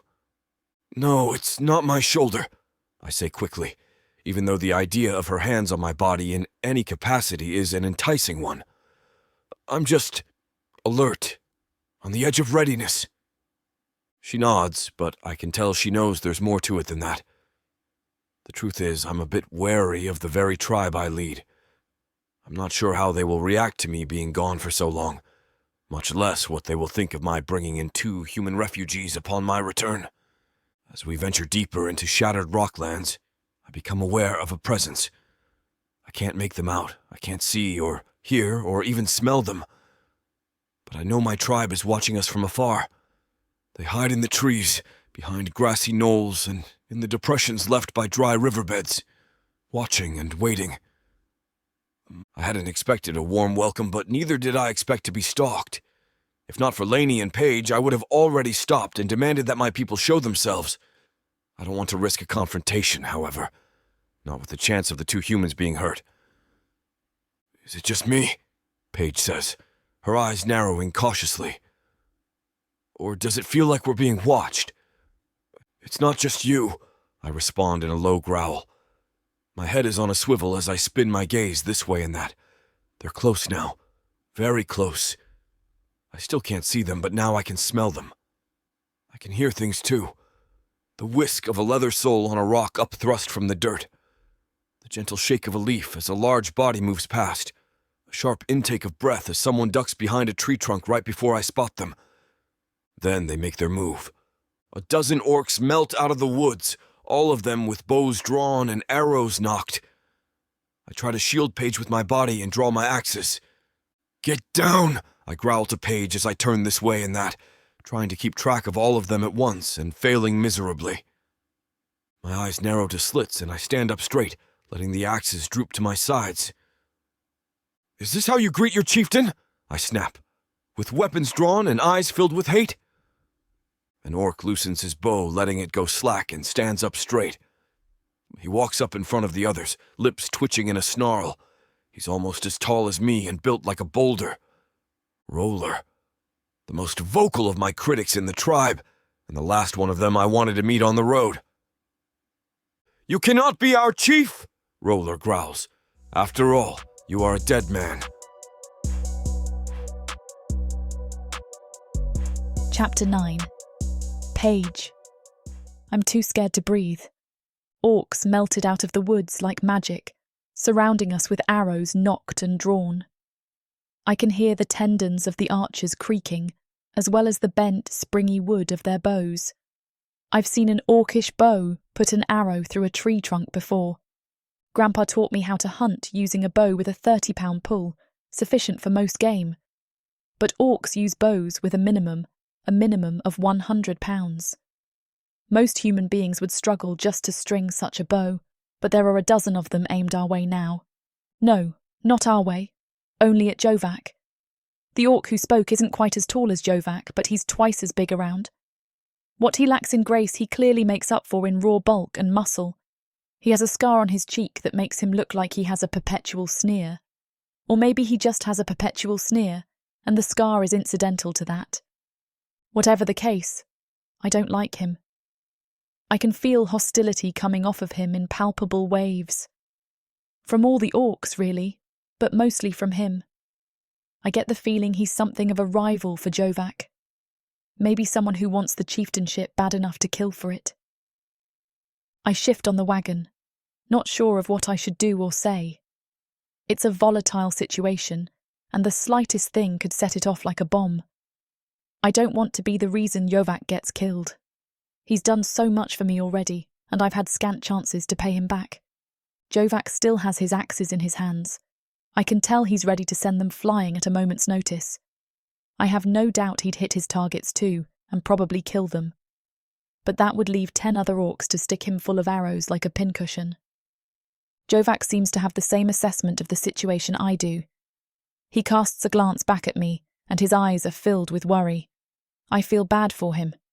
Once again, I'm getting in the way. If he were alone, perhaps he would stand a chance against these orcs. Probably not, but I still feel like an anchor around his neck.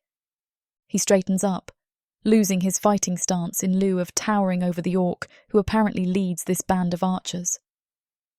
I always thought that one day you would take your shot at me, Rolar, but in my imagination, you were enough of an orc and a warrior to do it one-on-one, not relying on a team of archers like a coward. The apparent Rolar snorts with derision, relaxing his posture a bit more. You fling accusations like a dog flinging water after running in the rain. I am not making threats, Jovak. Chief Jovak, Jovak snaps. The gathered orcs exchange glances, and one by one they let the tautness out of their bows. I notice they still have their arrows nocked, though.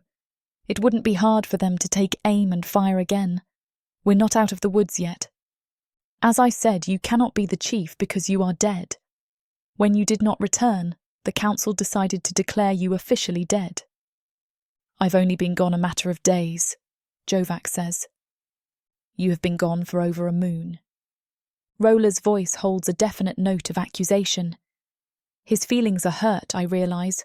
All of them have some mixture of betrayal and contempt on their faces. Jovak looks surprised to hear him speak.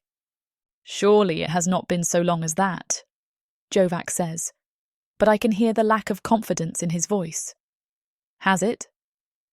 His voice trails off, and his eyes seem distant.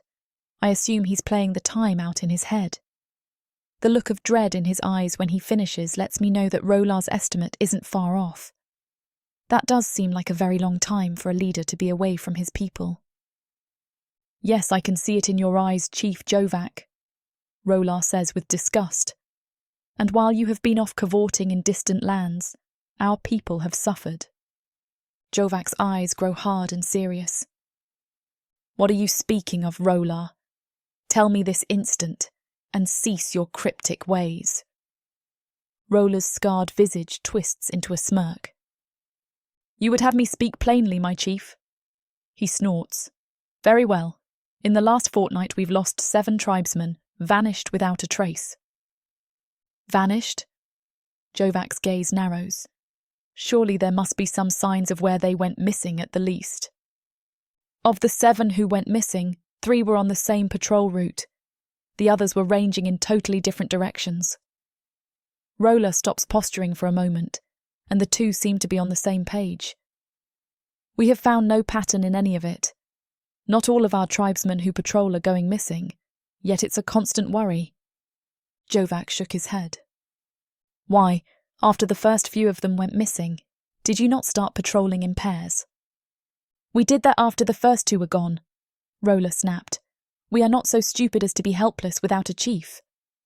If I'm so unnecessary, then why are you all so upset about my long absence? Rolar snarled.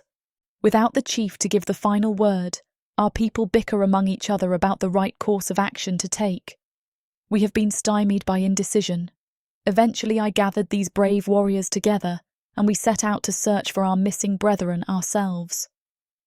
Jovak nods, and there's a measure of respect in his eyes, and in his tone when he speaks. A wise decision, I approve.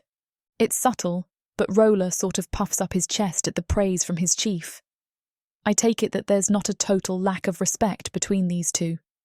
If anything, I'd say that Rolar is more hurt than angry. It is not so wise, perhaps, given we have found no sign of them. How long have you ranged out? Jovak asks. For the last 3 days. And you have seen no signs of them, Jovak sheathes his axes and strokes his chin in thought. There must be a way we can find out what happened to them. Perhaps if we split your band into thirds.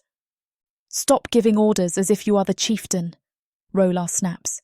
At the next full moon, the council will select a new chieftain for the Shattered Rock tribe. That is no longer necessary. I am clearly not dead.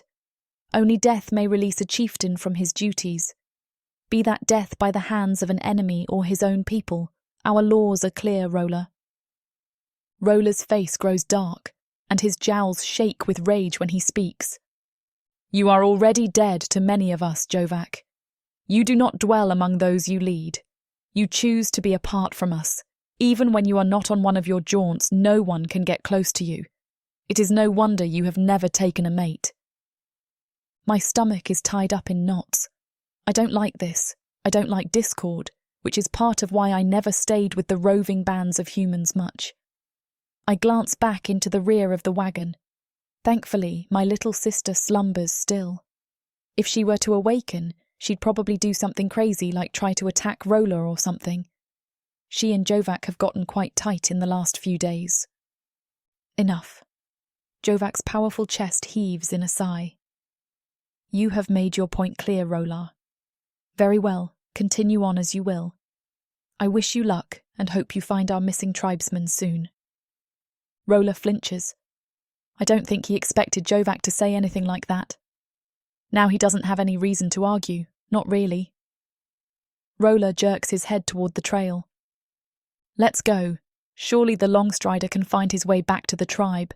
That is, if he can remember the way after being gone for so long. They return to their journey through the forest, most of them refusing to even look at Jovak. More than a few look my way, though, including Rolar. He gives me a friendly nod and a smile. You will be most welcome in our midst, Golden Hair. Not all orcs wander. Some of us are home with our mates every night. Well, that was probably the orcish idea of subtlety. He might as well have hung a sign around his neck saying he's available and amenable to mating with me, a human woman. I'm not interested. I don't know if it's because of the connection I've forged with Jovak or if he's just not my type, but I don't feel the same way for Rolar that I do with the chieftain. Jovak turns to me with a sheepish expression on his handsome face. I guess my questions are written all over my face because I don't have to say anything. He just starts explaining. I am not in good standing with my tribe, it would seem. He heaves a long sigh. And I can hardly blame them. I have been spending more and more time apart on my journeys. I was not here for them when they really needed me. So your tribe is upset with you, I say. Because you like to ramble? That, and because I have not taken a mate. Jovak can't quite look me in the eyes when he speaks. With no clear line of succession, the tribe has endured a great deal of strife. Young bucks like Rolar are jockeying for position. You, I swallow hard. You made it sound earlier like your people challenge for right of succession. He nods, and his chest puffs out just a bit. Indeed, but I am my tribe's greatest warrior. He's bragging. I can't believe it. He's trying to sound impressive. I guess this is the orcish way of courtship. I'm flattered, but at the same time I'm worried about his standing with the tribe. There are none who believe they could defeat me in a one-on-one battle, and they are correct. Also, they expect me to pass my strength down to the next generation, and one cannot do that without a mate. Soon he falls silent as we pass another of the totem markers. I see plumes of smoke trailing into the air, and I can smell the telltale signs of civilization. Then I get my first look at the shattered rock. I don't see any shattered rocks around. What I do see is what used to be some sort of outdoor amphitheatre, which has become the centrepiece of their settlement. The amphitheatre forms a kind of natural shade, cooling the houses that dot the area around it. I see a working mill with a spinning wheel powered by a narrow but deep and slow-moving stream. There's a blacksmith, at least judging by the sound of hammering, and plenty of people around. Not just orcs either. About a third of the population seems to be human. I can see rolling fields of grain, corn, and other crops spread out in the distance. These are fertile lands, No wonder the tribe holds onto them so fiercely. At our approach, a group of orcs clusters around us. No one raises an alarm, they just sort of melt out of the woodwork, and none of them look happy. So the Longstrider's not dead after all. Might as well be, as much good as he does us. That comment is followed up by a fat wad of spittle sent into the dirt. Get out of here, Jovak. You abandoned us. You will find no succour here. He is not worthy to be on our lands. Betrayer! A weak-willed leader with arms too stout for his own good.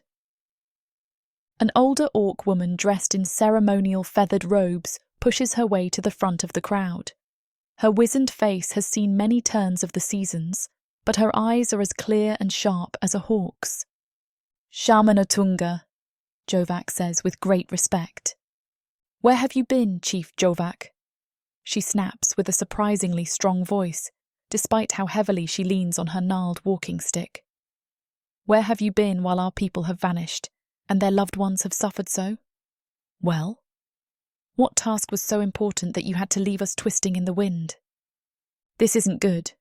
I know that Jovak was following the Dark Elf army at first, but it would have been pretty obvious after at least the second day they were not a threat to his own tribe. After that, he was simply indulging his curiosity and shirking his duties. They're going to oust him, if not straight up kill him if he tells the truth. This is one angry mob. What can I do? He's helped me and Lainey so much, literally saved our lives again and again. I have to do something. And then it hits me that I do have one card to play, one move to make. I'm sorry, I say in my best parade voice. All the gazes that whip my way make me feel anxious, but none more than that of Otunga herself. It's all my fault he's been away for so long. You see, your chief did not abandon you for some fool's errand. He was claiming a mate. Gasps rise up from the gathered throng. The shaman stares at me so hard I think I'm going to burst into flames. And where is this mate? She asks. Right here, I say, putting my hand on Jovak's shoulder as his mouth gapes open. I'm his mate.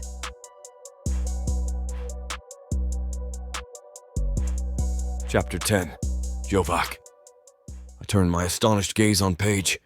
Has she gone absolutely mad? What possessed her to say such a thing? Unless I'm not the most familiar with human courtship rituals. Perhaps she has changed her mind. Perhaps I gave her enough time and she's made her decision about me. My heart soars at the thought. Then she catches my gaze and gives me a subtle wink. So, it is a ruse, then. But why? Does she really think this is going to make things better between me and the people I lead? Only it seems to be working. The looks of shock are fading, replaced by everything from curiosity to alarm to hope. Otunga narrows her gaze on Paige and takes a crooked step forward. What did you say, human? Paige blanches a little, but under Otunga's gaze. There are few who would not, and all of them are insane. But she stiffens her spine and meets the old shaman's gaze, spark for spark. I said he claimed a mate. Me. Otunga glances over at me and her lips twitch. Is this true, Chief Jovak? Her tone is different. She's still angry, but there's a note of hope as well. Yes. I wrap my arm around her body, hand at her waist, and pull Paige in close to my side. Yes, this is my mate. Allow me to introduce you to Paige the Holdfast. She glances at me. Holdfast? Yes, because you held fast to your ground even when faced with a foe much mightier than yourself. I turn my gaze to my people as they all gasp and exchange incredulous looks. Yes, that is the right of it.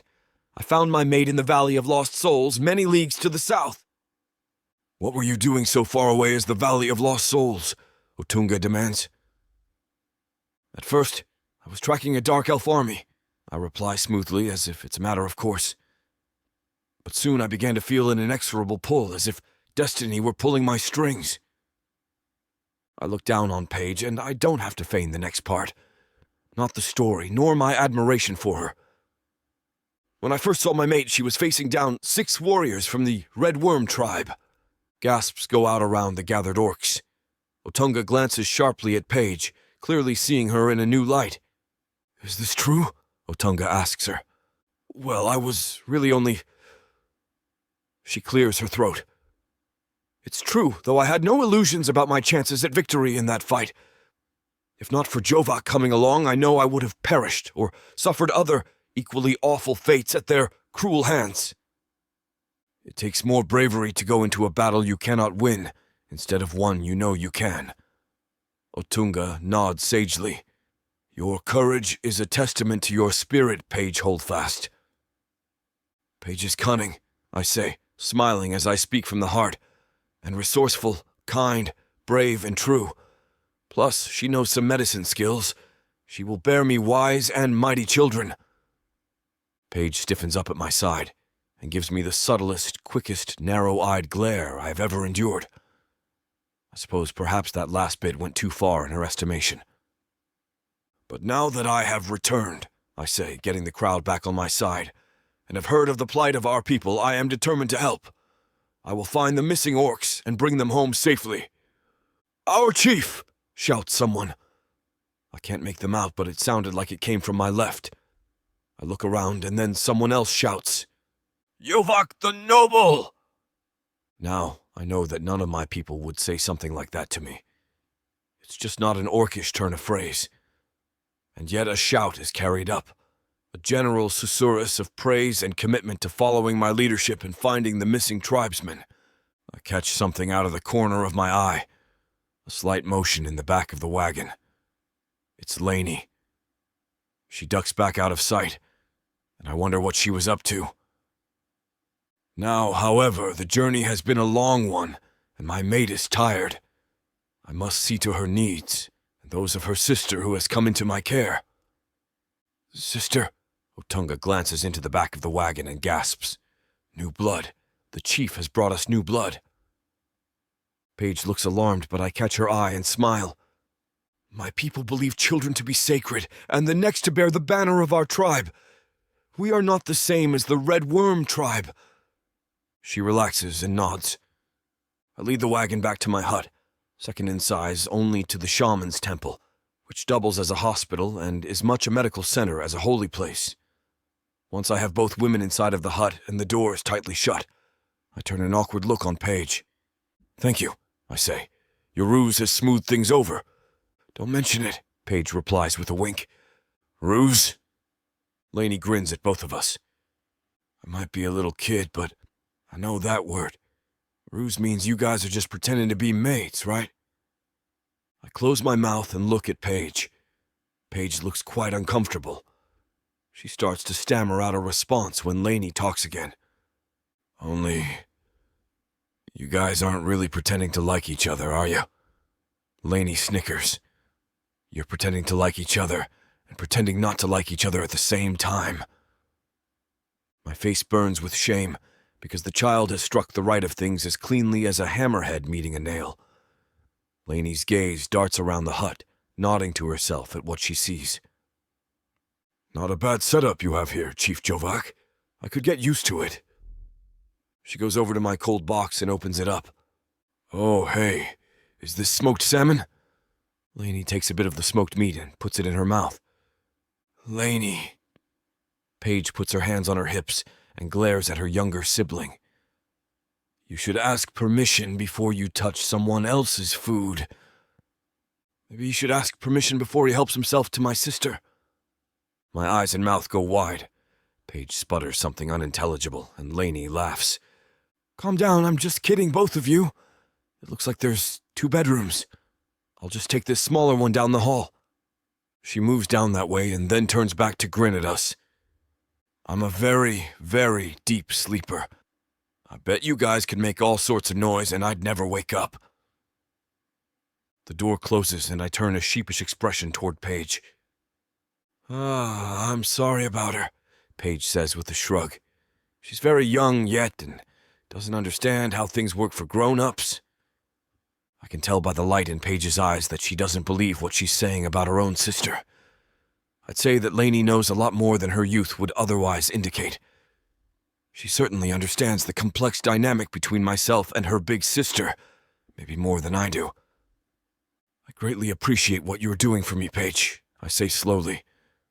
But perhaps you should have thought it through a bit more? What do you mean by that? Her eyes cloud over with worry. Are you angry with me? No. I clear my throat and speak with a bit less vehemence. That is, no, of course not. I'm just worried about you being uncomfortable. After all, we will now have to keep the ruse going indefinitely. Paige shrugs and then glances around my domicile. That's okay, I don't mind. I really don't. Besides, it looks to me like you have plenty of room for both me and Lainey. She's not wrong. I do have more space than I need. The chief's hut is meant to house the chief, his mate, and his family. As I have none of those things except for pretend, it's room I don't need. But Lainey and her sister need it. I realize now how much it means to me to have helped them both. By the way, you should thank Lainey too in the morning. She stifles a yawn. Why? She used her ventriloquism talent earlier to help you out, or didn't you hear? The voices, I say with a gasp. The voices of the crowd, supporting me. Is she a witch? No, not hardly, Lainey says with a laugh, her eyes shining. Ventriloquism is a trick. It's throwing your voice so it sounds like it comes from someplace else. A useful ability. I'll be sure to thank her. I'm sure she'll get a big kick out of that. I build a fire in the hearth, and then we eat the smoked salmon and drink cold water from the cistern. Our conversation is mild and mostly centered on practical matters, but the ease I feel with her makes the whole affair astonishingly pleasant. I feel like it's easier to talk to Paige than anyone I've ever met. The hour grows late. Paige starts yawning first, and then I join in, and soon neither of us can go more than a few sentences without doing so. All right, she said, her voice distorted by yet another yawn. Let's just admit that we're both exhausted and need to sleep soon. I nod and rise from the rug where we've been sitting. You may take my room, I say, and my bed. You want me to take your bed? She cocks an eyebrow. And where will you be sleeping? Her tone is light and casual, and yet there's an intensity in her gaze when she asks the question. I swallow the lump in my throat. Why is it so suddenly hot in here? The fire is hardly a raging one. In fact, we've talked so long it's died down to mere embers. I can sleep in here on the floor. The bearskin rug is soft enough for an orc body. It's really no trouble. Paige rises from her seat, tawny limbs uncrossing as she stands next to me. I'll take your bed, noble chieftain, she says with mock severity. But as far as where you're going to sleep, well, that's up to you. She turns from me and walks toward the door to my bedroom. Is it a trick of the light? Or is she shaking her bottom more than is necessary? Paige pauses at the door and then gives me a deep, meaningful look, if only I knew which meaning, and then goes inside, closing the door softly behind her. I stand there chewing my cud like a fawn swollen doe, unsure of what to do next, unsure of even what to think. If that wasn't an invitation, then I'm a gnome on stilts. Chapter 11. Paige. The door closes behind me, and despite my placid demeanour, my heart is thudding a mile a minute in my chest. I can't believe I just said that. I can't believe I just did that. It's scary, but also thrilling to think that he might take me up on my offer. Inside of his bedroom, I'm surprised at how Spartan it is. There are no decorations, no banners, no paintings on the wall. This is a stark contrast from other orc homes I have seen. They usually have keepsakes or trophies from battle at the very least. His personal space is almost sterile, like he's hiding everything about himself rather than splashing it on the walls. I suppose, with him being the long strider and all, that he doesn't spend a whole lot of time in this bedroom. I doubt I'm the first female in here, which kind of makes me jealous for some reason. And yet, I have a feeling that tonight is going to be momentous. Or so I think until the minutes stretch by, and I start to feel more and more like I've been abandoned. I guess maybe he doesn't want me after all. The door opens up part way. I glance sharply over and see Jovak standing there, his eyes burning with hunger. His chiseled chest rises and falls in heavy breaths. I don't know what to do next or what to say. Don't get me wrong, I know how the love-making thing works on a technical level. It's just that I've never been in this position before. I keep waiting for him to do something, but it's like he's being held back. I don't know if I should encourage him or not. If I try to encourage him, it might just drive him away instead of bringing him into my web, as it were. But he's just standing there, with hungry eyes but sessile feet. I want him to stalk across the floor and take me in those powerful arms of his and kiss me again. Slowly, I reach up behind my head and gather the material of my shirt up, never breaking eye contact with him. His eyes widen slightly, gaze darting down to the expanse of flesh bared on my belly as the shirt lifts from the motion. My heart thuds like a drumbeat, and my mind zings with excitement. I pull the shirt off of my head, then tug it away until my back is bared. Now I hold the shirt in front of me, still on my arms and covering my breasts, but not much else. At last I let the shirt slip away and reveal my breasts to him. His pupils dilate, and his nostrils flare as he takes in my scent. I'm so ready to go, I'm shaking with need. I've never wanted a man to take me so badly before in all of my life. I drop the shirt to the floor and then grab the hem of my mannish trousers. I slide the garment off, down to my knees, and then to my ankles, and then I step out of the puddled trousers. I now stand naked before him. Jovak moves at last, entering the room and closing the door behind him. Jovak moves toward me, and I lean into him as he takes me in his arms. His hands touch my bare back for the first time, and a shiver runs down my spine. Sorry for the interruption. I know you were gearing up for a steamy scene, but it's way too hot for this platform. If we want to keep sharing our stories for free, we have to abide by this platform's guidelines. To get the full unabridged audiobook, go to worldsofprothika.com. Browse through unabridged audiobooks, countless ebooks and bundles offered at a discount. If the thought of me whispering all the dirty details into your ear isn't enticing enough, use discount code YouTube30 to get 30% off of all digital products. Story after story, audiobook after audiobook, the worlds of Prothika are waiting for you. Prothika's magic is eternal. But unabridged, it's unforgettable.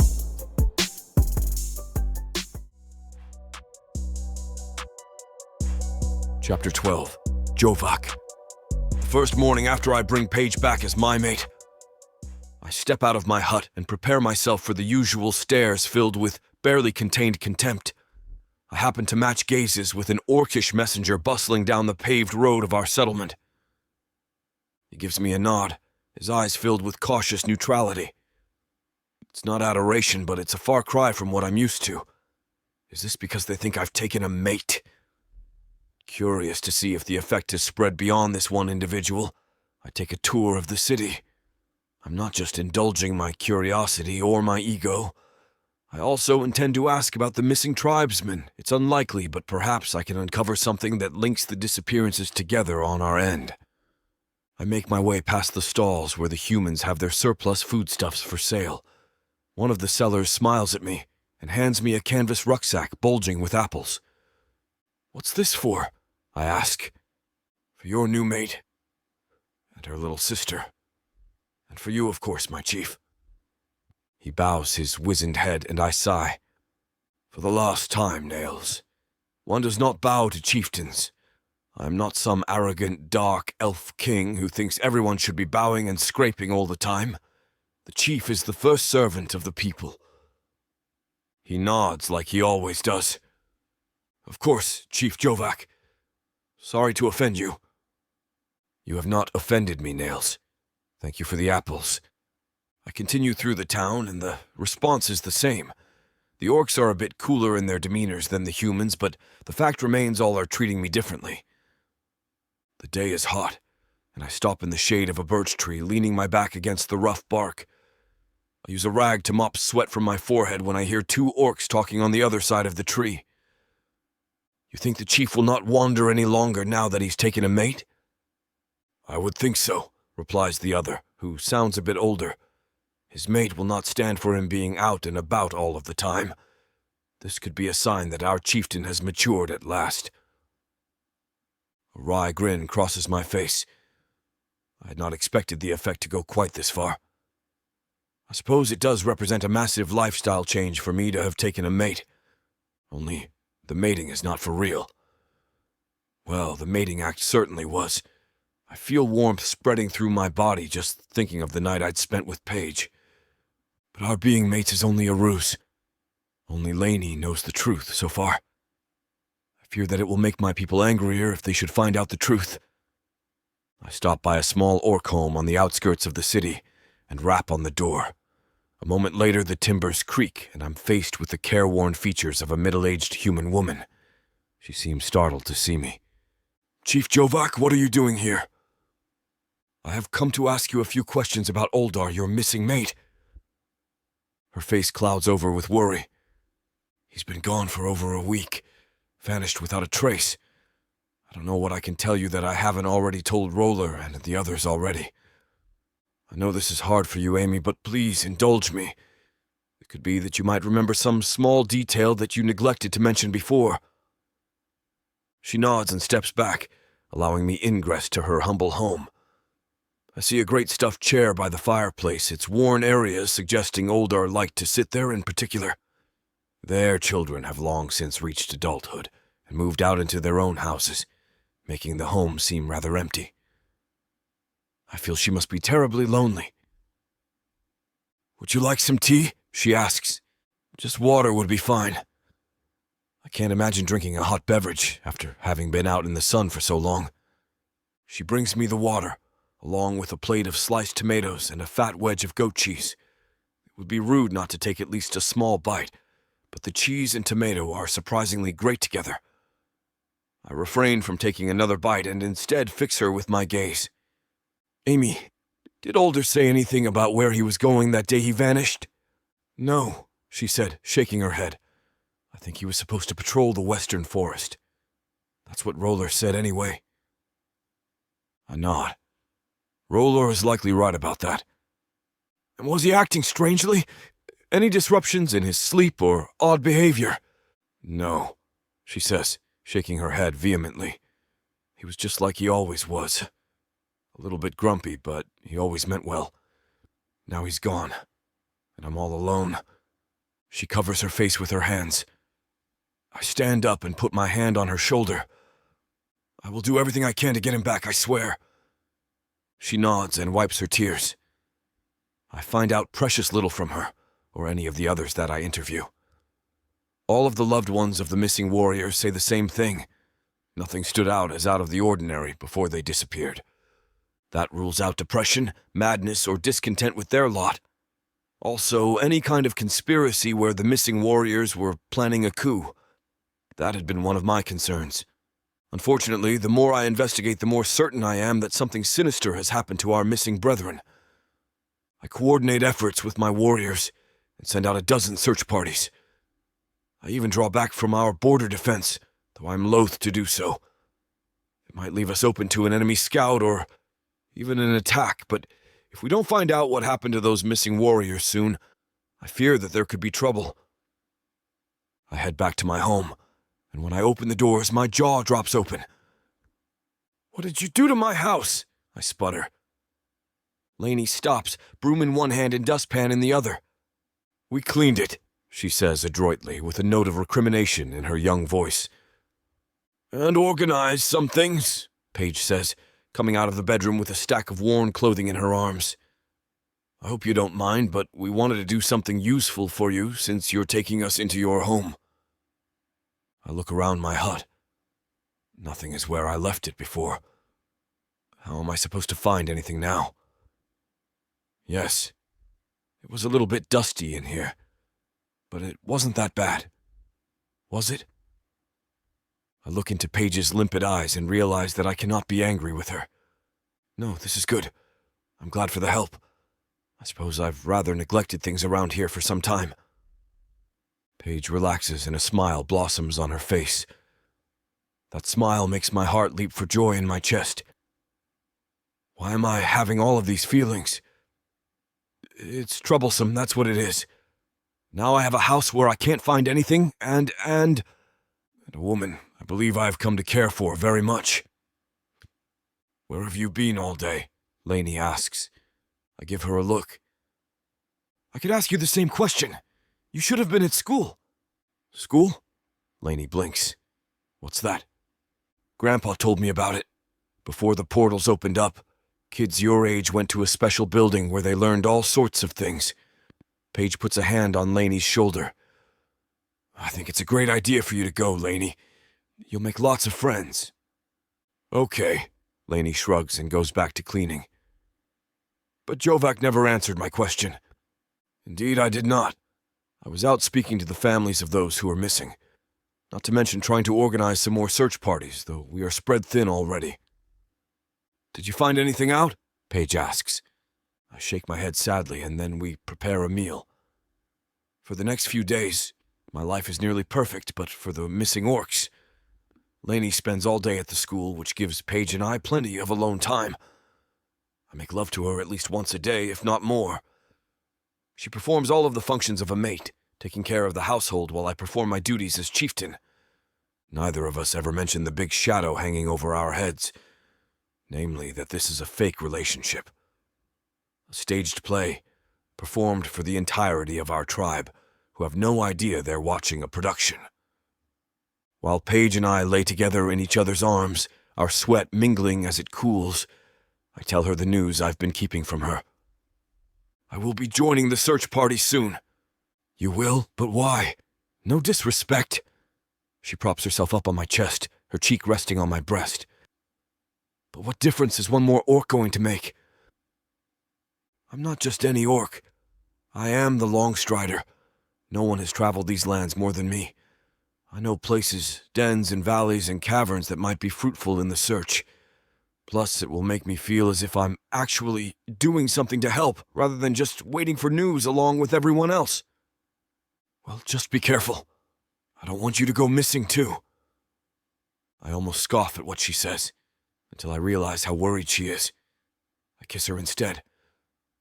I will be careful. I have no intention of joining the ranks of those missing. I make love to her again, and it occurs to me that the lines between fakery and reality are starting to blur. Later, when Lainey is soon to return from school, I help Lainey carry a big pot of water to the wood-burning stove for our dinner porridge. A shout from outside gives us both pause. I rush outside and find one of the search parties bearing a litter. I see a body laying prone inside of it and run over to join them. What happened? I ask.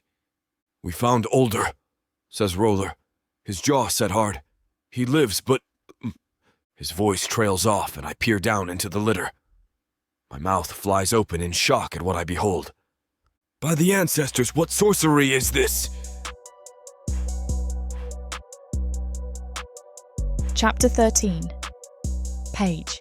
I work my way through the milling throng surrounding the injured tribesman. At least I think he's injured. I heard someone in the crowd say that he's still alive, but that might not be true. What's going on?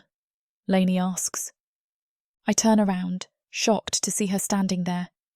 Lainey, you need to go back to the house now. She frowns, her little face scrunched up with petulance. But I want to see what's going on. You're too little. You're going to get knocked over in this crowd and trampled to death. Just go. But there are kids younger than me here, she protests. She's not wrong, but I can't let her win this argument. I won't feel right until I know she's safe. Besides, the tribesman, even if he is alive, is likely badly injured. I don't want her to get scared looking at him. Lainey, I say, my voice on the verge of breaking. Please mind me. I just can't concentrate on anything else until I know you're safe. Please. Lainey rolls her eyes and heaves an exasperated sigh. Fine, but you'd better tell me everything that happened when you get back. I know you think I'm just a little kid, but I've already seen dead bodies before, lots of them. She turns and jogs back to to Jovak's house. I return to my efforts to shoulder my way to the front of the crowd. When I finally succeed, I almost wish I hadn't. The warriors bearing the litter continue to walk their way toward the shaman's temple. Already I can hear Shaman Otunga's scratchy voice demanding to see the patient. But my eyes are transfixed on the tribesman, or what's left of him. He looks diminished, skin loose and pruned as if he's been sucked dry by a horde of mosquitoes. I can see several raw, open wounds. My hand claps over my mouth at how ghastly and large the wounds are. I could put my entire hand into one of them if I was inclined to try. Yet the wounds do not bleed. I'm not sure he has any blood left. Somehow his chest continues to rise and fall with respiration. His eyes are closed and his mouth wide open. He has something dark stuck to several of his teeth, like he's been eating dirt. Enough! Otunga's voice carries the weight of authority and a little boost of magic. A gust of wind blows hard down the paved road, and the orcs and humans part for her. She clacks up on her walking stick, moving faster than I would have thought possible for one of her advanced age. She puts a gnarled hand on the tribesman's forehead and closes her eyes. Her lips move with the words of power of a spell. Then she opens her eyes and turns her gaze on Rolar. Get him into the temple quickly. He is near death. I join the procession as they head into the temple. Most of the orcs and humans are told to wait outside. I think I'm only allowed in because I'm Jovak's mate. They put the tribesman onto a padded table. He looks so frail, so unlike all of the orcs I've seen, even the old ones. So withered, a mere husk of what he should be. Jovak catches my gaze and frowns.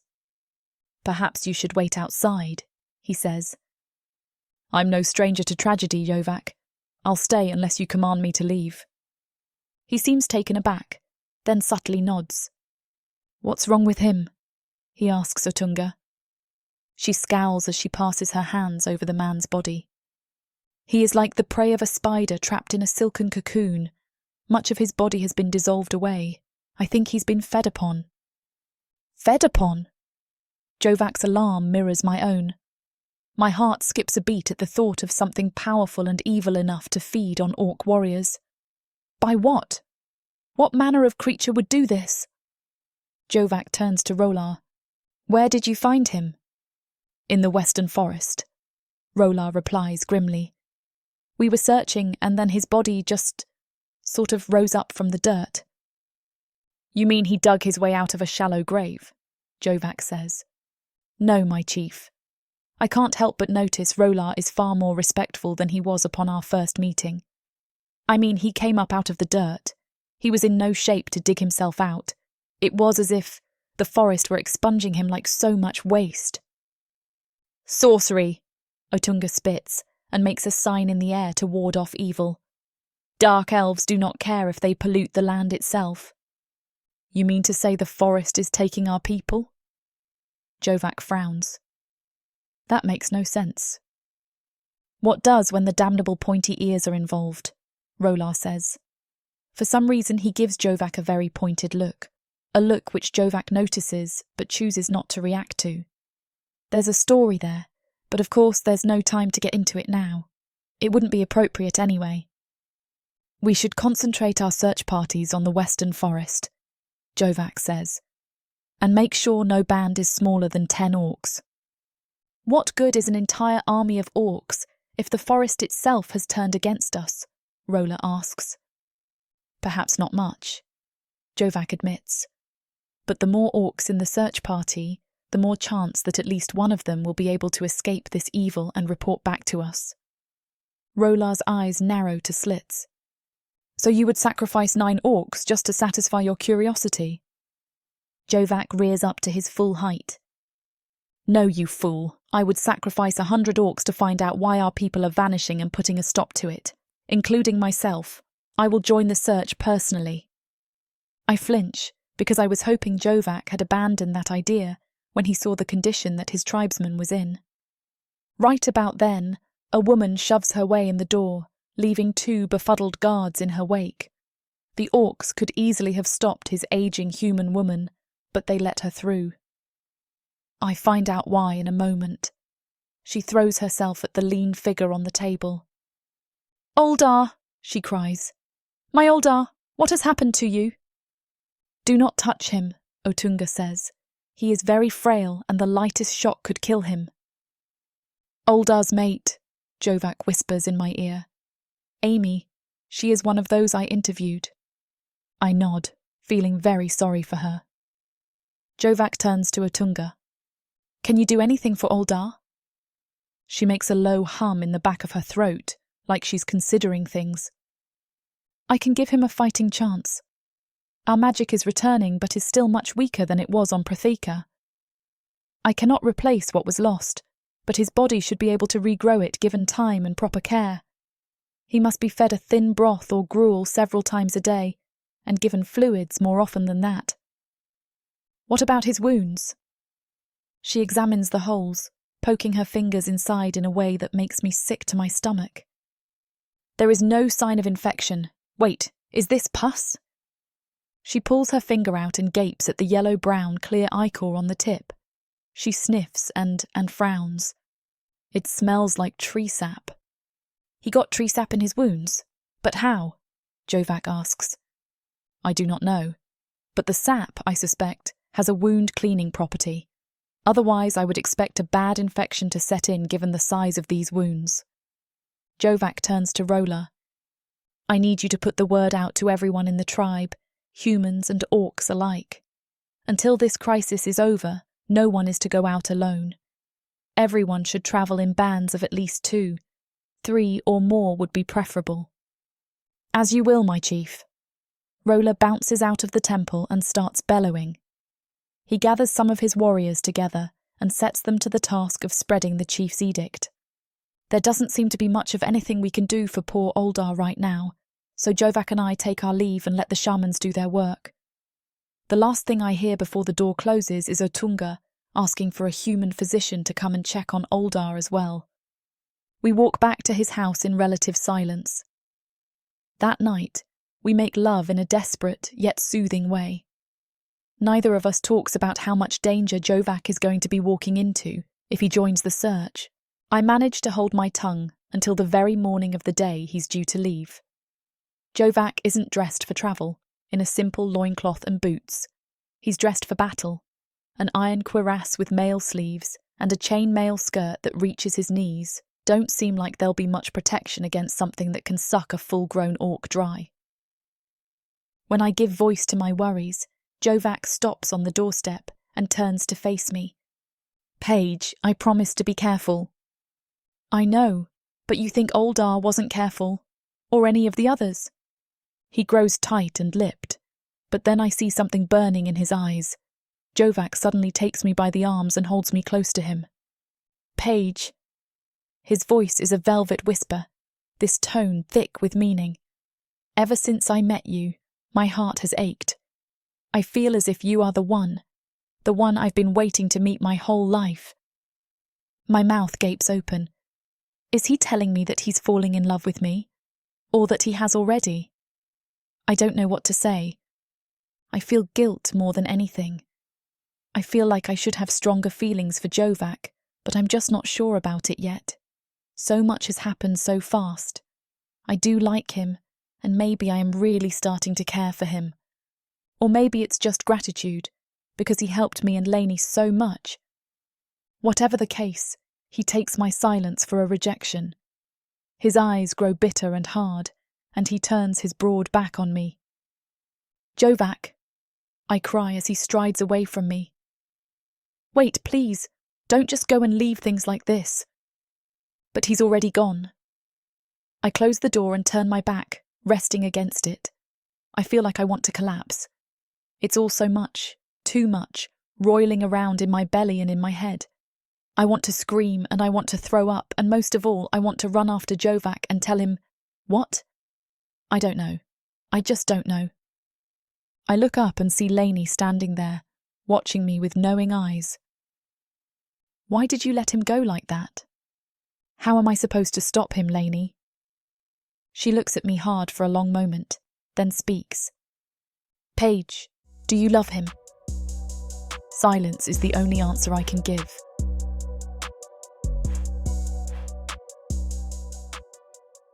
Earth is pretty much a desolate wasteland since the orcs came over from Protheka, and being a woman, the best you can hope is to be someone's property. Now, after my curvy body catches Korthar's eye, he'll claim me, and I'll serve him, in any way he pleases. You're mine now. Listen to this story and more when you get the complete Orc Warriors of Protheka audiobook and ebook bundle. 40 books, 19 audiobooks, 19 ebooks. You even get 1 free novella and 1 free audiobook. All for a shocking 90% off. Protheka's magic is eternal, and the complete Orc Warriors of Protheka bundle will bring over 100 hours of that magic to you.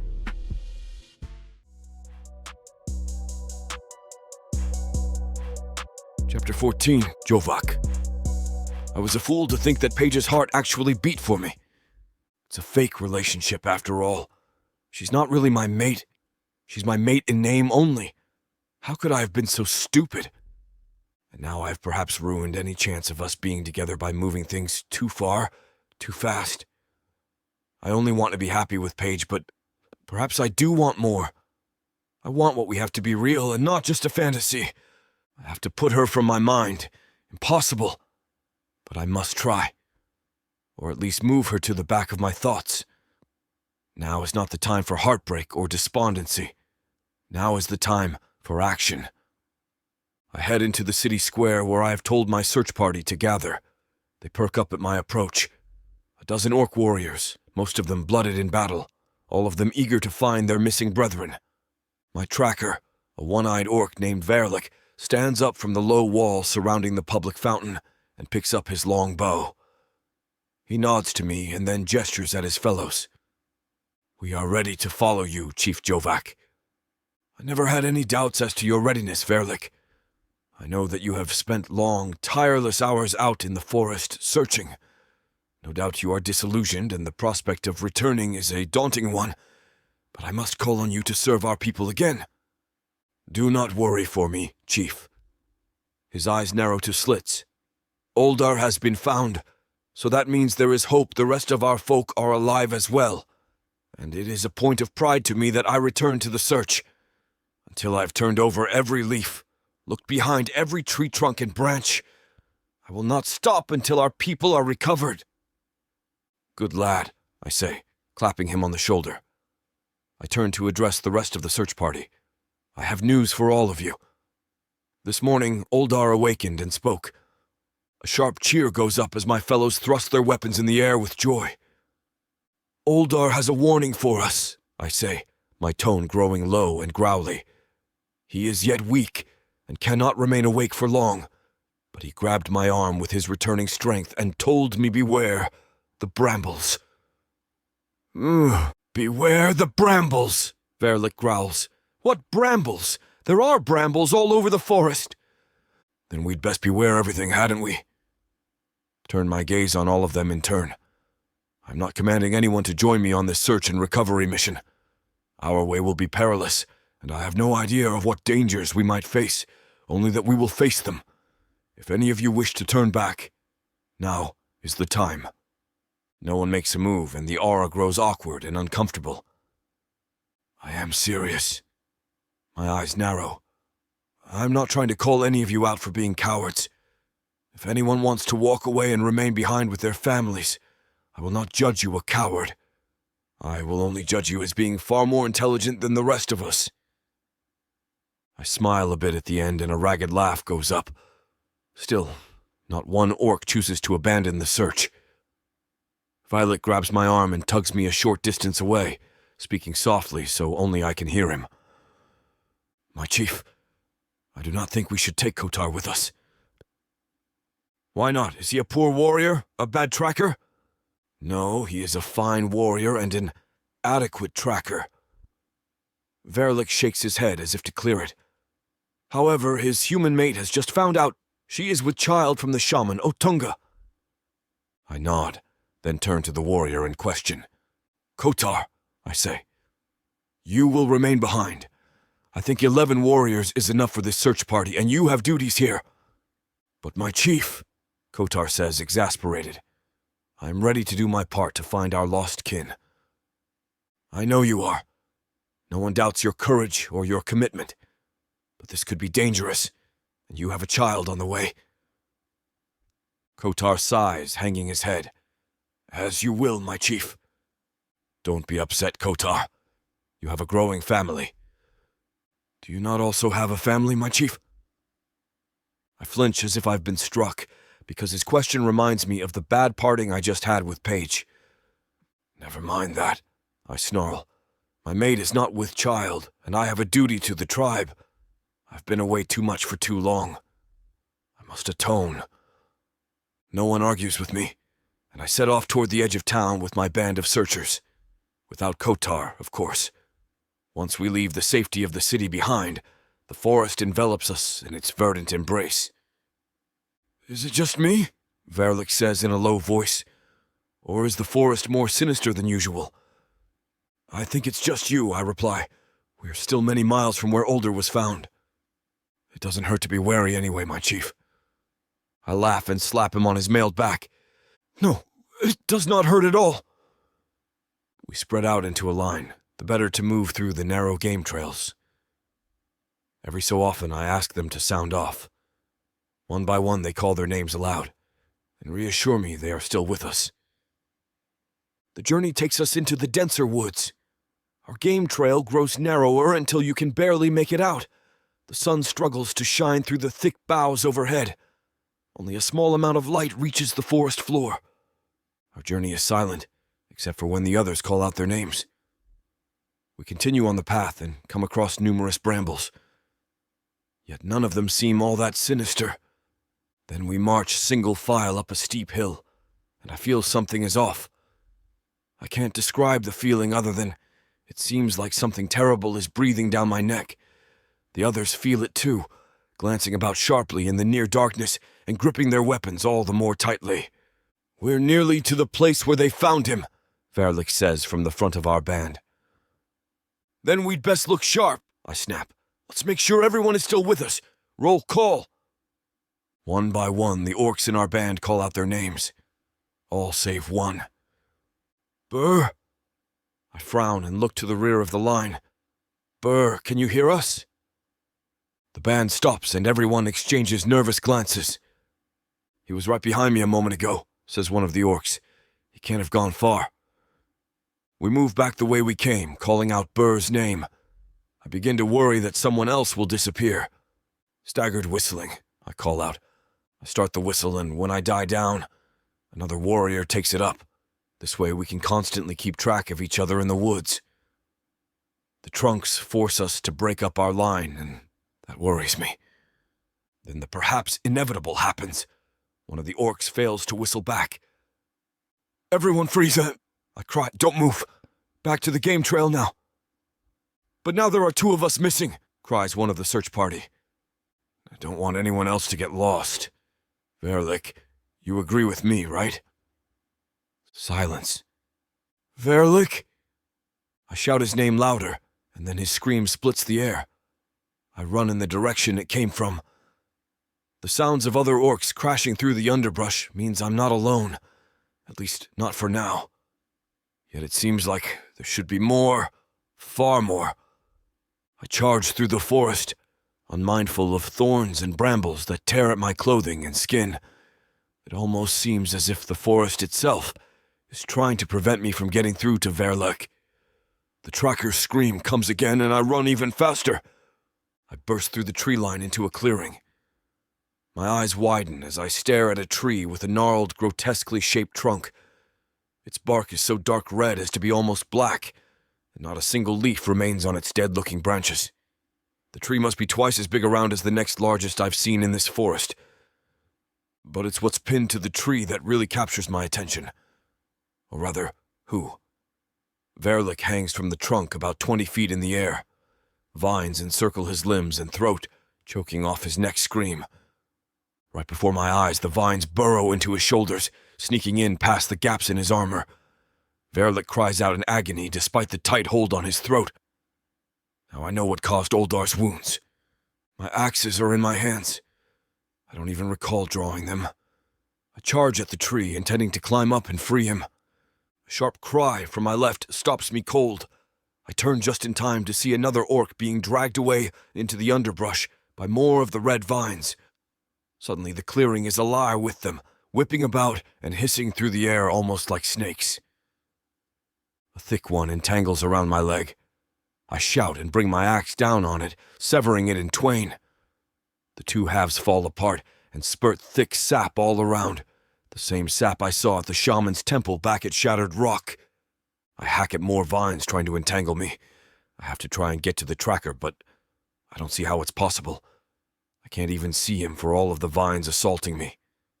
With horror, I realize that if I remain another moment, I'll be imprisoned too. My first thought is that I have to get back to Paige no matter what. I do something that makes me feel about as low as a snake. I flee. I race out of the clearing, vines tearing at me and trying to hold me back. I miss a step and tumble down a steep hill, falling head over heels. The vines at least plague me no longer as they seem to stop at the top of the hill. I try to stop my mad descent, but I've got too much momentum. And I'm not rolling. I'm just falling. Nothing beneath me but air. I hit the ground hard and tumble into a stone-walled pit. I only have a moment to react before I hit the stone bottom hard. I almost black out, my vision growing dark at the edges.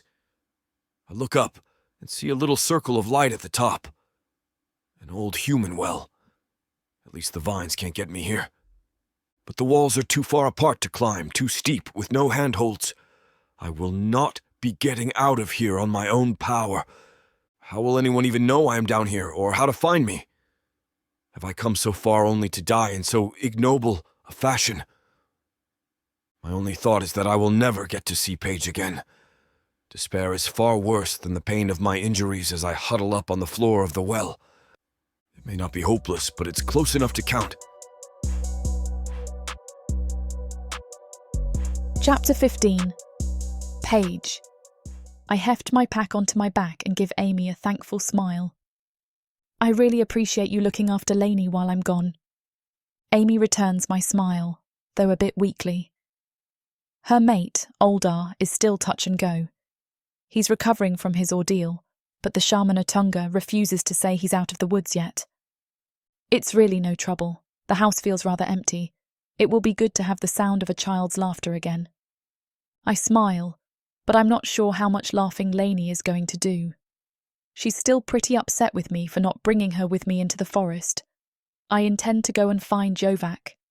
He's been gone for over a day, along with the entirety of his search party. Lainey snorts derisively and gives me a dirty look.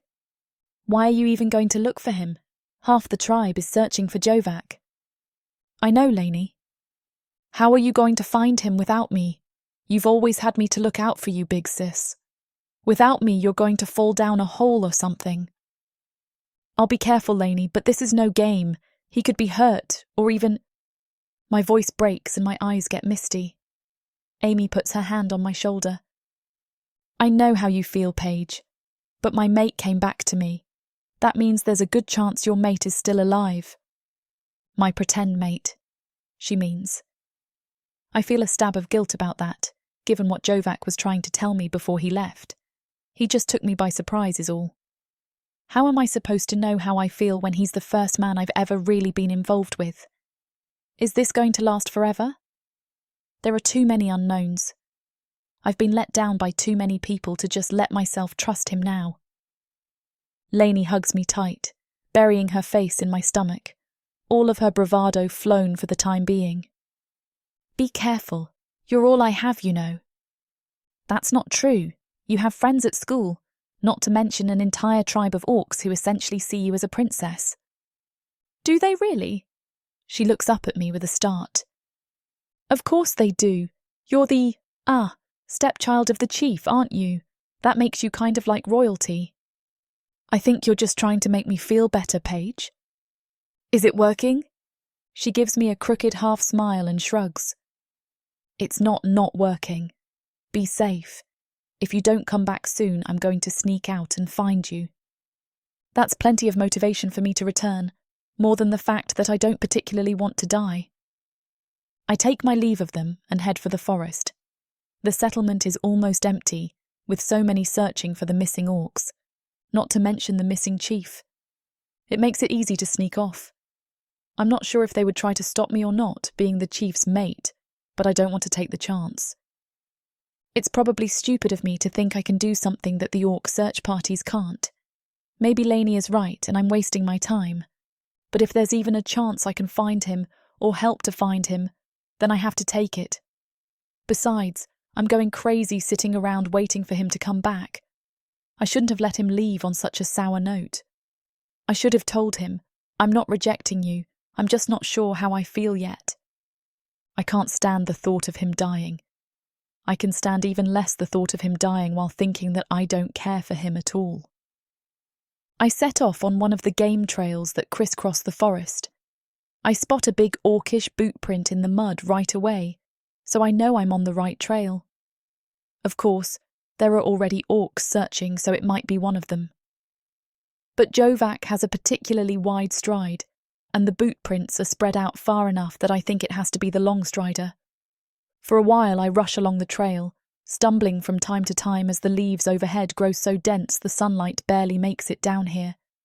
I can hardly see my hand in front of my face. I have to keep going, for Jovak's sake as much as my own. I've been wandering around this land for quite some time too. I might not be the long strider, but I know my way around the woods. The only weapon I brought with me is an orcish short sword. Yeah, short for an orc. For me, it's a full-sized blade. I asked Jovak to show me how to use a sword. He taught me a few very basic moves, but I have no illusions about how long I'll last in an actual fight. But I get the feeling that what's out here taking orcs isn't something that you can best with a sword anyway. Sorcery, the shaman said. I'm not equipped to deal with sorcery, but from what I understand, magic is weak on this side of the portal. Maybe there's something I can do to help. I march through the woods for hours, finding the occasional sign that the orcish search party has been through ahead of me. I find the boot prints, snapped twigs, broken brambles and other trailblazing marks that give my heart hope I'm on the right track. Then I find a place along the trail marked by numerous broken branches, trampled leaves and boot prints all headed the same way. My heart thuds hard in my chest. This is it. This is where they left the road. I start to follow, and then I hear something, a sharp, shrill whistle that cuts through the heavy, humid forest air. No way was that sound made by some kind of animal. On orcish signal, perhaps. There are many searchers in the woods. If I follow the sound of the whistle, I might not ever make my way back to this spot. The woods are that dense. And yet, I get a strange feeling in my chest. For some reason, I don't think I should follow the trail. I feel like I should follow that whistle instead. I hem and haw for a bit, and then ultimately decide to follow the whistle. Fortunately, it repeats every so often. I pick my way up the trail, and then find myself standing at the top of a very steep hill. My eyes widen when I see the signs that someone has tumbled down here recently. There are deep rents in the grass where orcish armour has gouged up the terrain. I spot an orcish manufactured waterskin hooked on an upturned root. My heart skips a beat when I realise that I know this waterskin. The red sun design on the flat part of the bottle gives it away. I remember Jovak telling me that the skin was a gift from their friends in the Crimson Sun tribe. That's Jovak's waterskin, or I'm an orc with a pituitary condition. Carefully, I pick my way down the steep slope. I don't want to go falling down it too and wind up getting hurt. The whistle comes again, splitting the air, from much closer now. I toy with the idea of whistling back, but for all I know that would be a bad idea. It might confuse whatever orc is trying to send a signal. Also, it would pinpoint my location in the woods. I don't know if maybe whoever took the missing orcs is behind the whistle. It's best if I remain silent for the time being and try to locate the source as quickly as possible. I make it to the waterskin and take it up, putting the thong over my shoulder. I hope I get the chance to give it back to Jovak. Maybe he's the one who's been whistling. Again, I'm tempted to try to whistle myself, but again caution rules out. Finally, I make it to a less steep portion of the hill, and not a moment too soon. I stop myself just before I reach the sudden drop-off. A sheer drop of at least 15 feet precedes a wide, flat expanse. It looks like there used to be a homestead here, or maybe a farm of some kind. I skirt around the cliff until I find a less extreme, if much slower, path to the homestead. As I reach the flat terrain at last, the whistle comes again. I pinpoint the source as coming from the farthest end from where I stand.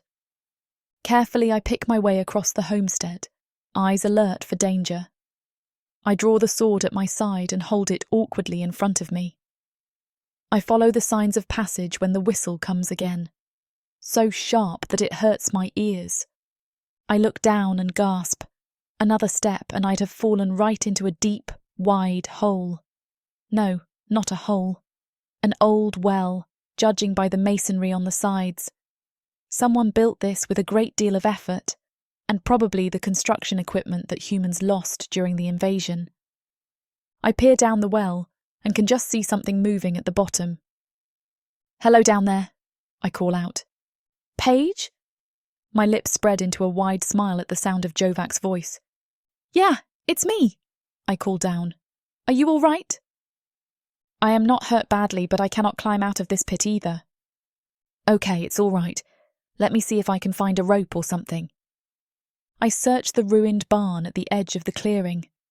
This is not an easy task, as one of the walls has collapsed inward and covered up most of the interior. Fortunately, it breaks apart with ease due to heavy rot. A lot of splinters and cursing later, I finally locate what I seek. A long, algae-covered length of rope. The algae makes it smell bad, but when I give it a few experimental tugs, the rope holds together just fine. It will have to do. I drag the surprisingly heavy bundle over to the well. I'm wearing a glistening sheen of sweat by the time I finally make it. "Hang on, Jovak," I call. "I found a rope. I'm going to secure it around this old tree stump and throw you the other end." I only hope it's long enough. I tie the rope around the trunk and then toss the end down the hole. "Ow!" Jovak says as it whaps him in the face. I guess it was long enough after all. He grips the rope and climbs up hand over hand, grunting with the effort. My heart leaps with joy when he hauls his green-skinned body out of the hole and drags himself to his feet. "Jovak," I cry, going to him. He holds me tight, his big hand petting my hair in the way that I like. "Oh, Paige," he whispers. "I thought I'd lost you." "Never," I say, holding him tighter and pressing my face into his chest so he can't see my tears. Chapter 16. Jovak. The feeling of having Paige back in my arms is sublime. There are many conflicting emotions flowing through me, not the least of which is some measure of resentment at how we parted last. Only I feel like that doesn't matter any longer. What does matter is she came for me. She saved my life, in fact. If not for her happening along, I may not ever have gotten out of that hole. I pull away from her and put my hand on her soft cheek. Her eyes slightly close, then open again. "Jovak, what happened? How did you end up in the well?" I fell down a steep hill and my momentum was not arrested in time. She rolls her eyes.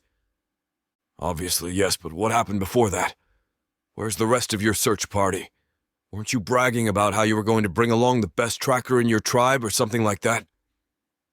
My jaw sets hard and my voice comes out as a growl. "I did bring the best tracker.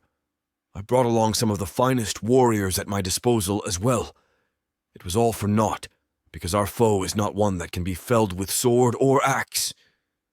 Well, perhaps by axe, but I don't know how we would ever get close enough without being captured ourselves." Paige looks kind of annoyed. "Look, I just got here, okay? How about you try being a little less vague? What did you find? What's been kidnapping the tribesmen?" "As strange as it may sound, I think it was a tree." Paige looks at me for a long time, as if waiting to see if I'm making a jest or being serious. "Wait, you're not kidding, are you?" she asks at length. "You really think it's a tree that's doing this to your people?" "I don't have to think. I know." I sigh. It's not a normal tree.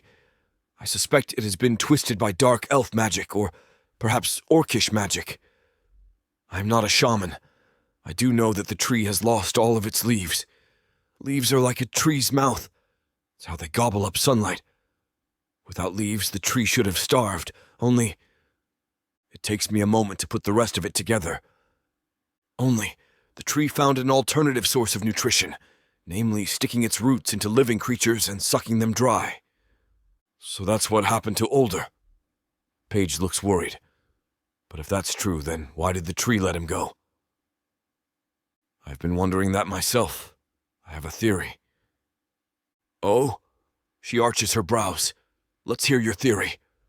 I believe that the magic not only crippled the tree's leaves, but it also gave it the ability to move. And things that move often are things that think, even if it's only in a crude way. I think that the tree let Older go as a means to lure more victims to its fell grove. You think it's that smart? With magic, anything is possible. It possesses a low cunning at the least. Not only did it use Oldar to lure more of us to it, it also used my tracker to draw the rest of the search party into its clutches. Well, if it took out your entire party, what chance do you and I have? Paige shakes her head. I want to help, but maybe, I hate to say it, but maybe we should just keep away from this area of the forest. Let the tree have it and move on. I give this some thought. Actually, when I was down in the well, I had much the same idea. But one thing stopped me, as it does now, from carrying it out. The tree has not killed its victims, at least not all of them, I say slowly. That means there's still a chance we can save them. And if not, well, perhaps using bow and arrow we could give them a cleaner kind of death with less suffering. Paige shudders. I hope it doesn't come to that. Oh, Jovak, there must be something we can do. Maybe if we build a fire near the tree's roots. Maybe, but we would likely kill our own people in an effort to destroy the tree. Her eyes cloud over. At first, I think she's wallowing in despair, but then I see the light of cunning in her gaze. You have an idea? I ask. Maybe. It depends on if what I found in that rusted drum is what I think it is.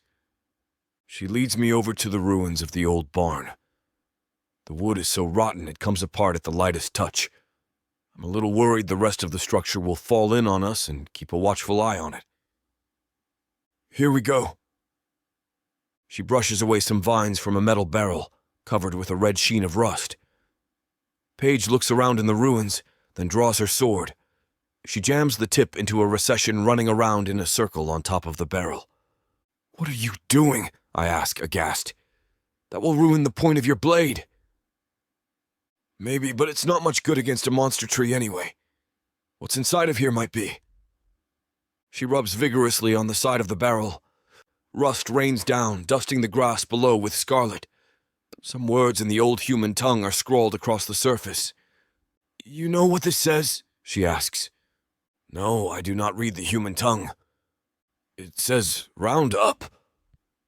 It's a vegetation killer left over from before the fall of humanity. If the contents are still good, we can use it against the tree. And how will we get this Roundup to the tree without being captured ourselves? Her brows come together, knitting in thought. I might have an idea about that. Tell me, does the tree only eat orcs, or will it eat anything?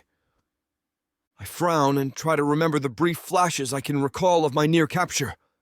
I do not know. Wait. My mouth opens with a gasp. Yes, I do think I saw something else in the tree. Something with antlers, a deer perhaps. Okay, good. Then all we need is the right bait. Something big enough to act as a vector for the pesticide. Her eyes dart around and then she points at a nearby tree.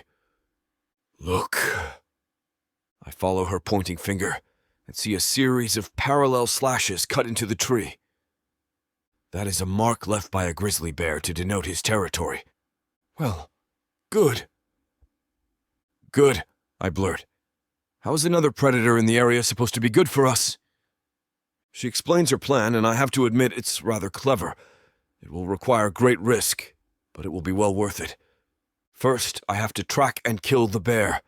This isn't too hard, as I find its lair not far from the claw marks on the trees. The bear slumbers inside of a low cave. Only a fool would do battle with a fearsome creature in its own lair, so Paige and I build a fire to smoke it out. When the bear emerges, I leap from the cliff overhanging its cave. My axes bite deep, nearly severing its head clean from the great, humped and furry shoulders. The bear falls to the floor without so much as a groan. Then comes the grotesque, bloody work. We cut a line down the bear's belly and then scoop out all of its organs and intestines. As I said, bloody work.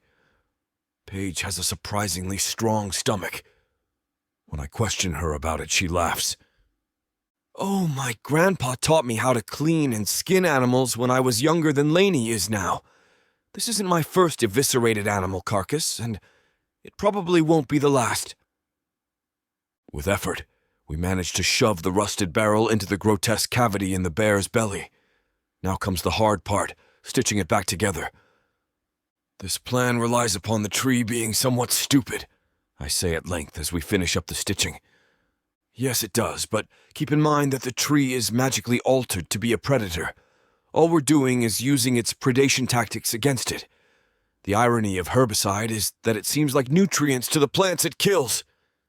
That's how the chemical tricks their roots into drawing it up in the first place." "Really?" "I don't know, that's what my grandpa said. We used natural herbicide on our tiny farm. That and a lot of time bent over in the sun weeding." I smile, glad to have such a resourceful human on my side. Again, my heart aches for her, but I remind myself this is not the time nor the place. But once the tree is dealt with, I swear that I will speak to her about what it is between us. Are we still only faking at being mates, or is there something real here? She seemed to reject the idea at first, but then she did come looking for me, didn't she? That gives me a renewed sense of hope. That and her clever plan. The next phase is the most dangerous. I haul the bear carcass up onto my shoulders. It is even heavier with the barrel of liquid within, and carry it up the hill to the tree's grove. Perhaps the tree is sated with so many bodies to feed on, or perhaps it sleeps after a fashion. All I know is I am left unmolested as I approach the grove. I decide against getting any closer. Straining my muscles, I lift the bear carcass overhead and then hurl it with all of my might. The bear flies a dozen feet, and then slams down hard on the ground 10 feet from the tree trunk. I look up at the vine-mummified members of my tribe and shudder. I hope this works, for their sakes. At first, nothing happens. I begin to curse under my breath.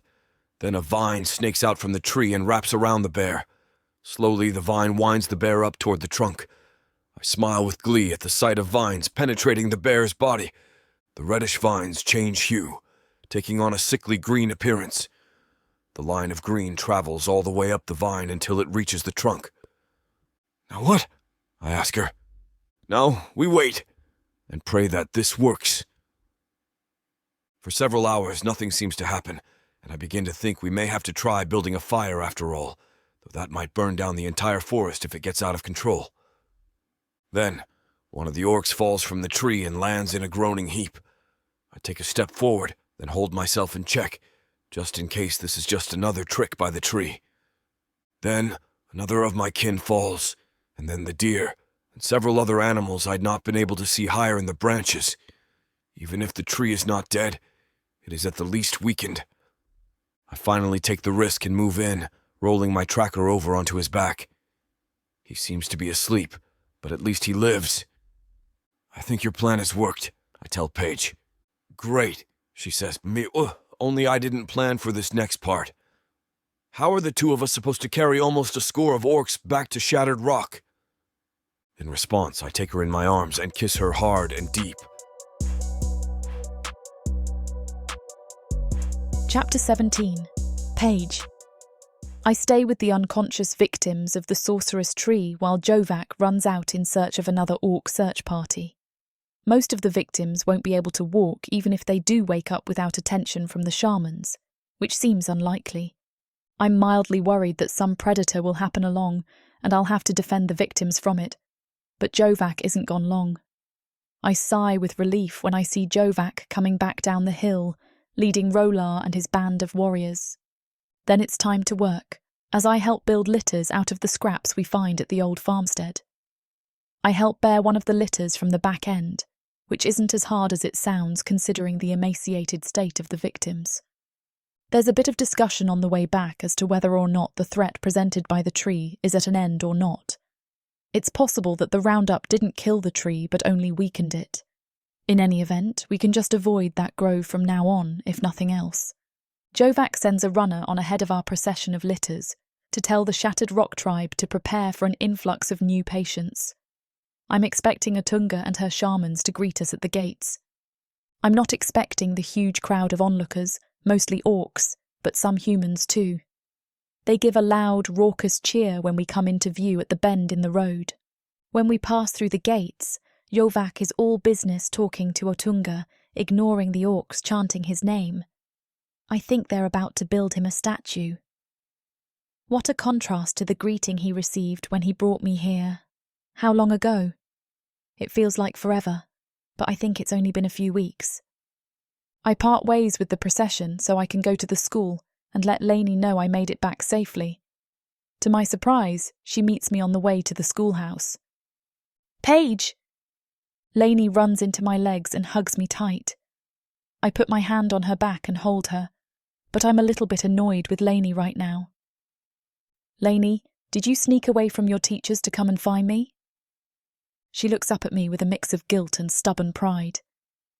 Yeah, but I'm not like the other kids. I was practically born on the run. What am I going to learn in the school that I don't already know? Lots of things, I say with a sigh. Let's get you back before they freak out too much. And you're going to apologise to them, Lainey.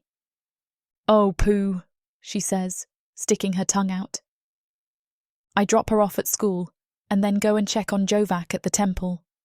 The new patients are being cared for as best the shamans are able.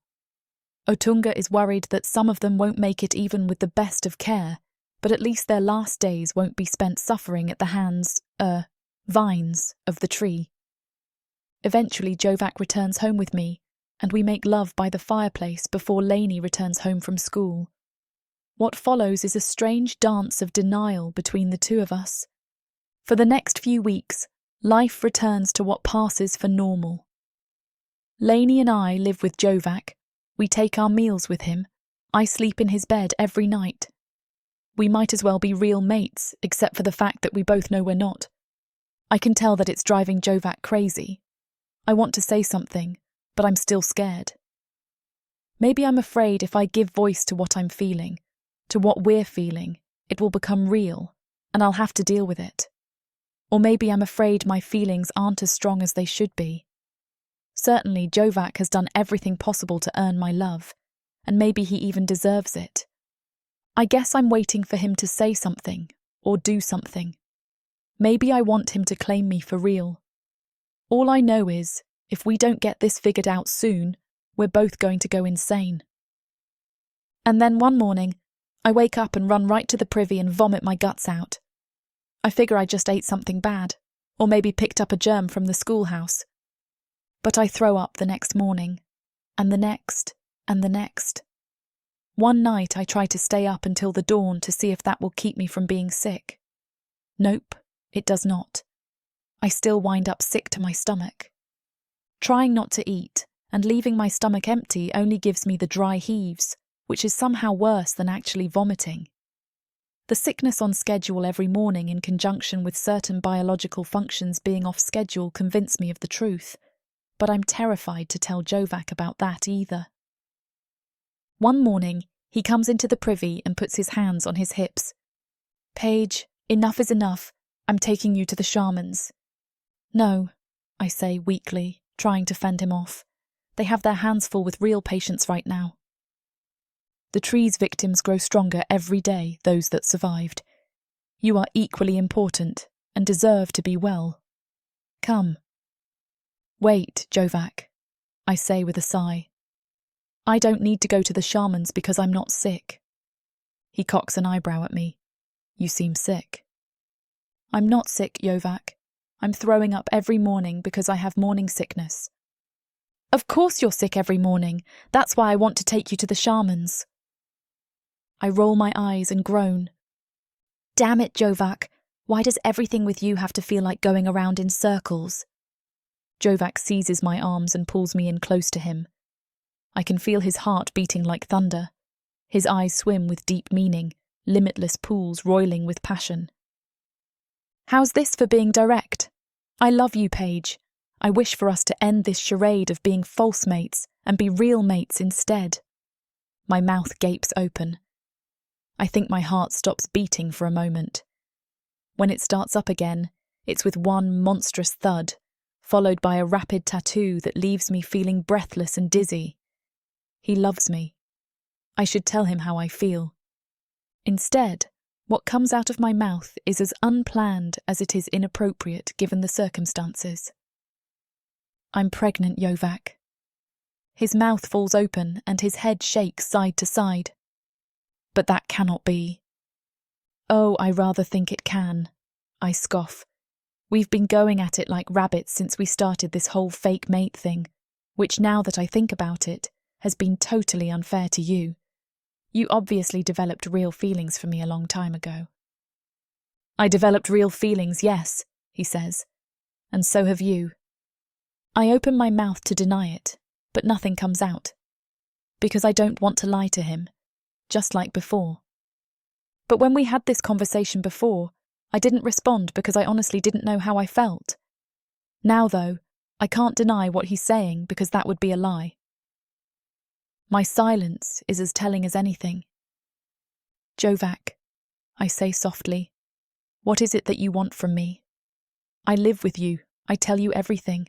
I risked my life to come and find you when you disappeared. I sleep with you. I shake my head as tears well up in my eyes. What else is that? What else can you call it but love? He puts his hand on my cheek, and my eyes close on reflex. I so love the way it feels when he touches me. Why is it so hard to admit that out loud? If that's true, then why can't you say it? Because once I say it out loud, then it becomes real, Jovak. It becomes real and I have to deal with everything that means. Like what? He demands. Like the fact that if you have something, it can be taken away from you. There, I said it. The words come out of my mouth, and the fear shivers through me like a chill wind. I don't want to lose you, Jovak. The way I lost my grandpa and everything else I ever cared about except for Lainey. And then it looked like I was going to lose her too, and my life, and then you showed up. Like a knight in a shining, loincloth, and ever since then you've been almost too good to be true, and I guess I don't trust that. I'm rambling on like crazy. The tears are flowing now, but not in racking sobs. Just silent tears drifting down my face, punctuated by the occasional sniffle. So you want me to say it out loud? So that the universe can take notice and then try and take you away from me? I'm not falling into that trap. Paige, my love. He takes my hand in both of his and squeezes warmly. I so want to let him comfort me, but part of me refuses to budge. I keep my inner self taut as a bowstring. Don't you see? The real trap is thinking that way, that everything you have might get taken away at any time. How can you ever experience real joy with that hanging over you like a dark cloud? Well, now I'm pregnant, Jovak. How does all of that fit into it? Why didn't you tell me when you first suspected? I don't know. I guess I thought you would believe I was trying to manipulate you somehow. By getting pregnant? That makes no sense. You should tell that to human men. They don't seem to understand that part. I sigh and squeeze his hand back. Jovak, do you really think this is the only way to escape these shackles around my mind and heart? Just like that? I think that it will not hurt. Okay, fine. I take a deep breath and look into Jovak's eyes. I see all of the things he's done for me, as well as what I've done for him. I see all of the times we had wonderful conversations around the fire or while on the road. I see him teaching Lainey how to use a slingshot to down pheasants to add to the stew pot. I see all of the times we made love. The warmth that blossoms in my heart when I think of these things. If that's not love, then what else could it be? I love you, Jovak. The words don't hurt when they come out, quite the opposite, and I don't feel weighed down with doom. If anything, I feel light and free. I love you, Jovak, I say again, and I'd like nothing more than to be your mate for real this time. He smiles and moves in for a kiss. I lift my chin to accept it. Well, it's about damn time. We both turn to see Lainey standing there looking at us. How long have you been there? Long enough, she says with a wink. So do I get to be a flower girl? Or do they have those at orc weddings? Jovak looks at her and scowls in confusion. What is a wedding?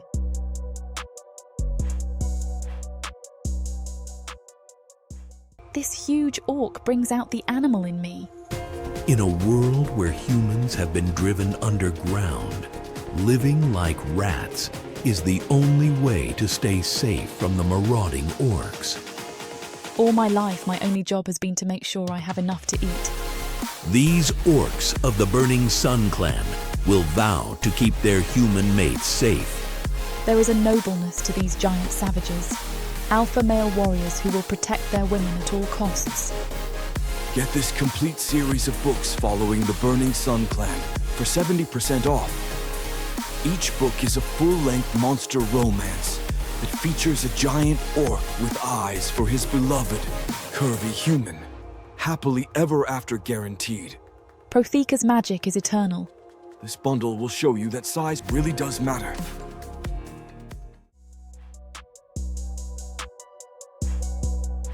Chapter 18.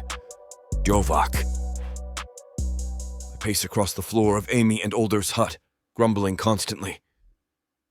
It is ridiculous that I am not allowed to see my maid on the day of this human wedding ritual. Amy and Lainey exchange smirks and then look over at me. You can see her, just not until it's time for the March of the Bride. March of the Bride? Is she going into battle? Amy cackles with laughter. In a manner of speaking, yes, she is. Marriage could be seen as one long battle from a certain point of view. Indeed, my mate has the right of things, Chief Jovak. Oldar leans heavily on his walking stick, but otherwise, he's looking healthier all the time. Last week, he needed 2 walking staves to get around, braced under his armpits. Now he's able to move for short periods of time without any assistance at all. Most of the tree's victims have recovered, meaning that there will be a large turnout for the wedding. Orc mating ceremonies take place under the full moon. Since this was not incongruous with human ceremonies, that has been left intact. There are also many ways in which our two peoples have similar traditions. For example, it is quite normal for both of our kinds to have a holy person officiate the ceremony. I'm glad for this, because it means that humans view mating as a sacred thing, just like we orcs do. There are other rituals we share in common. Both humans and orcs tend to have large feasts after the wedding ceremony.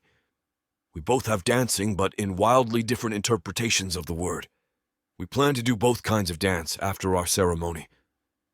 I look down at my ceremonial garb. The chest plate has been constructed of the armored back of a great lizard the humans call alligator. A fearsome predator whose body makes for good defense. It will symbolize the way that I am to protect my mate from all harm after the ritual. Hanging from each of my biceps are golden bands with feathered charms attached via small silver ingots. The feathers are each from a bird native to these lands, but the tradition goes back to Prothika. A pattern of red, black, white goes around both armbands, the feathers swaying in the wind, coming in through the open window. Our wedding night will take place on a rather hot and humid evening. Thank goodness for the breeze which sweeps up the stale air and carries it away toward the mountains. Besides the chest plate and the armbands, I also possess a belt decorated with numerous colored glass beads. The beads tell the story of my exploits as a warrior, when I was a young orc and my blood was full of fire, long before I ascended to the chieftainship. I added many beads to it. As I grew older, there seemed less time for dangerous accolades. If being chief were easy, I would not have felt the need to go on my long walks and earn the nickname, the Long Strider. Otunga will be here any moment to anoint you for the ceremony, Amy says. Are you excited? Of course he's excited, Lainey says with a snicker. Paige has made him sleep in the living room for the past week so that they'll, have plenty of passion, as she puts it. I stare hard at Lainey. You're too young to speak of such matters. And you are too honest to deny what I just said, she replies with her eyes shining and full of mischief. I swear sometimes that she is worse than her sister. A rap at the door gives us a start. It was not made by a closed fist, as a human would knock, or a flat palm, as an OC normally would. It sounded like wood on wood. Therefore, it's probably Otunga rapping on the door with her gnarled staff. Amy rushes to answer the door while Older tries to draw himself up to his full height.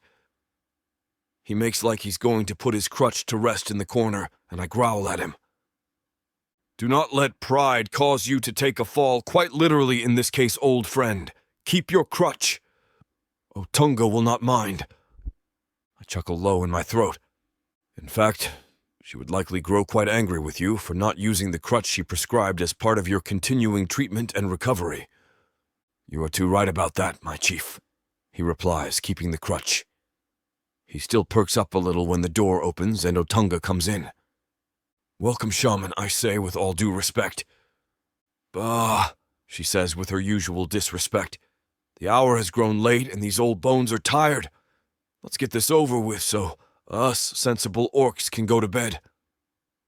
She comes fully into the home, followed by several apprentice shamans. The apprentices all hold clay pots about the size of my fist. I present myself to Otunga, who dips her index and middle fingers in the first pot, smearing it with red pigment. These lines will represent the blood spilled in battle against the enemies of the Shattered Rock tribe. She makes 2 lines on each of my cheeks. Her fingers feel steady despite her advanced age. I think she puts a little bit of her fading magic into the ritual, because my skin tingles like I've stood too close to lighting. Uncover your heart, Chief Jovak. I'm not going to argue with the shaman. I take the alligator cuirass off and she takes more of the red paint and makes a circle around my heart. Then she makes a smaller circle inside of it. This represents 2 hearts beating in unison. 2 lives conjoined to create a third, a fourth, and ancestors willing beyond. She chants something under her breath as she finishes the ritual. I swear I feel a tingle in my loins, but it could just be that I'm very excited to see my mate, especially after not having lain with her in so very long. I never thought a week could seem an eternity, but it seems I was sadly mistaken. My work is done here, Otunga says simply, trying to leave. Now I must make the long walk to the parade grounds on legs that already ache. I could arrange for a litter and have you carried, I offer. The withering look she gives me makes me want to shrivel up like a grape in the sun until there's nothing left. She takes her leave, and I make no further offers. Don't take it personally, my chief, Amy says. You know that Otunga likes to complain. You can't take away her one great pleasure. I have to laugh at that. The sounds of drums echoes inside of my breast. It is nearly time. All right, Lainey says, scooting off of the kitchen table where she'd been sitting. Why the child seeks to sit everywhere but on an actual piece of furniture designed for it is beyond me. I've got to get going if I'm going to do my duty as flower girl and maid of honor. She says it with such prestige, as if it's a sacred duty more important than even the mating between myself and her sister. I will not argue. Lainey takes her leave, and I go to don the alligator vest. Then I realize that will cover up the paint on my chest. I don't want to make Otunga angry, or should I say, angrier. I head out down the lane toward the parade grounds. They lurk beneath the Shattered Rock, a cliff that forms a natural defensive barrier for our settlement. The shamans say the Shattered Rock was hurled up from the earth during a volcanic eruption long ago, before we even came to these lands. Sacred or magical, I don't know, but I've grown up in its comforting presence. The full moon is almost directly overhead when I take it to the parade grounds. Otunga stands in front of the shattered rock, bathed in the glow of luminous silver from the moon in the sky above. Most of the tribe is there, chanting and drumming and asking our ancestors to bless the mating between myself and Lainey. I take my place beside Otunga. She nods, and even sort of smiles at me. It seems I have lost a bet with Roller since her visage did not shatter from the effort of doing so. Then the drums take up a different cadence, a song from human yore. I'm not even able to pay any attention to the sound, because my own heartbeat is too loud in my ears. I'm straining my eyes looking to find the woman I love more than life itself, the woman who will now be my mate for real, instead of just as a convenient ruse, the woman who is carrying my child. She has not shown any outward signs of it, but soon she will. Soon the tribe will know it is getting larger by one. No more strife over succession. But the truth is all I really want is to hold her in my arms again and make sweet, passionate love to her all night long. Then I see her, a ghostly vision all in white. Her hair flows behind her, stirred by the night breeze in a silken sheen.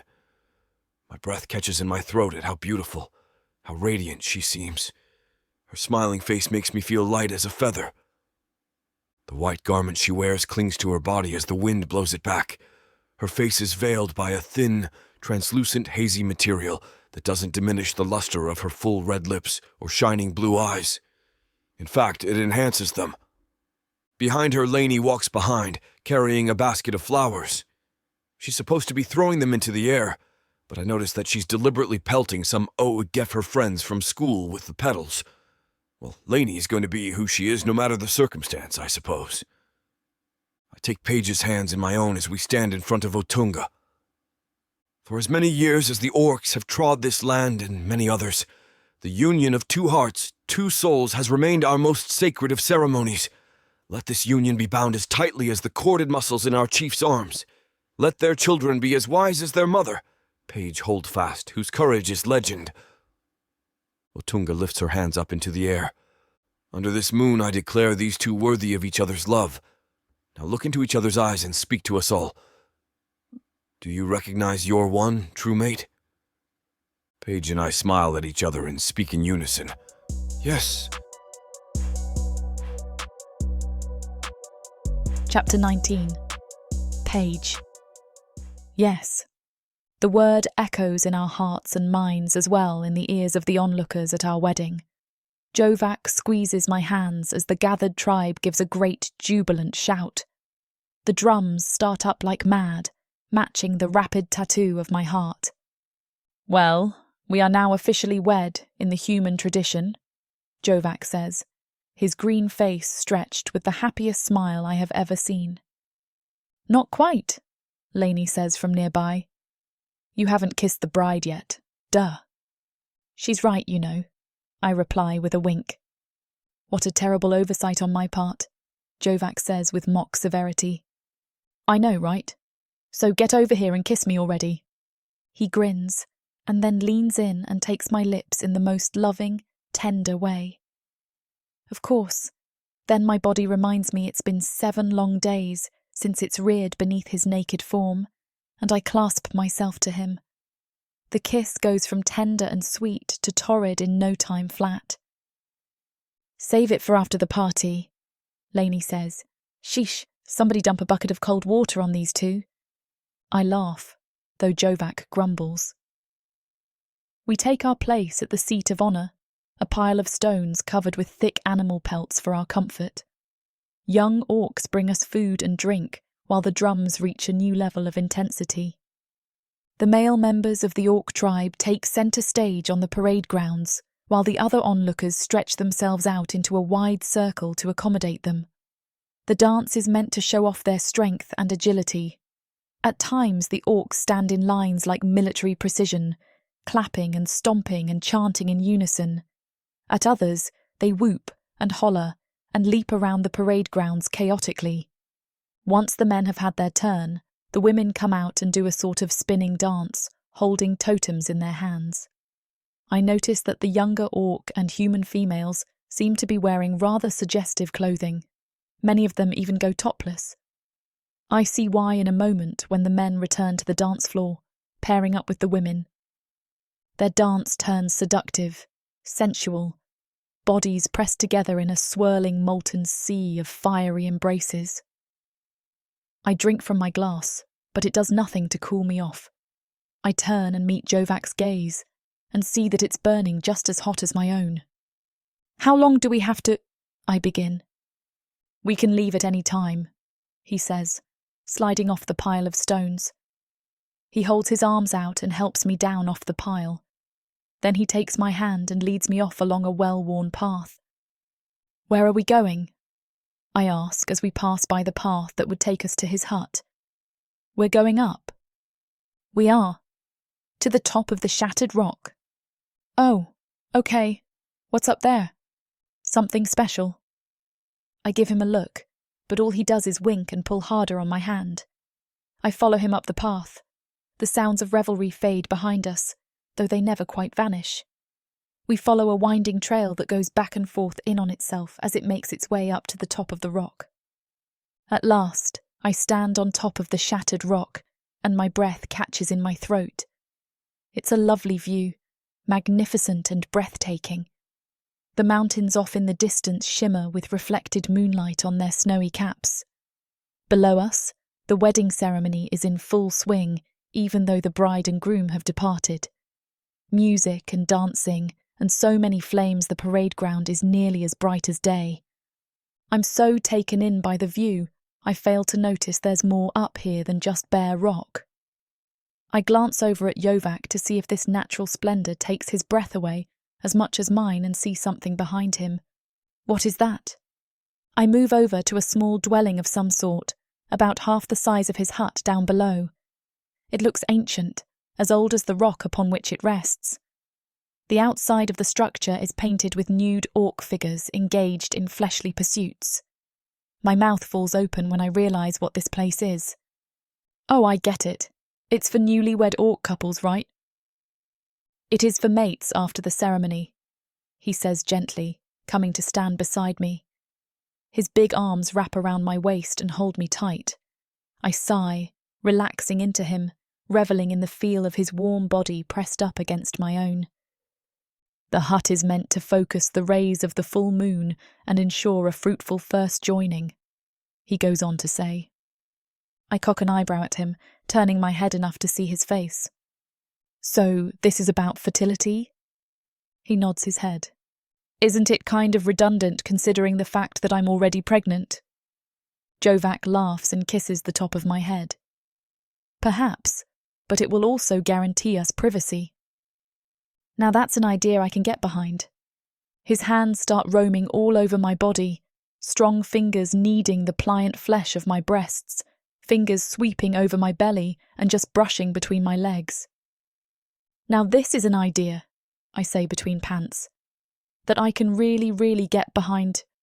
As much as Samara and I want to finish what these two characters have started, it looks like this chapter is about to get too hot for this platform to handle. Unfortunately, we have to pause here because their guidelines won't allow us to reveal the spiciest details.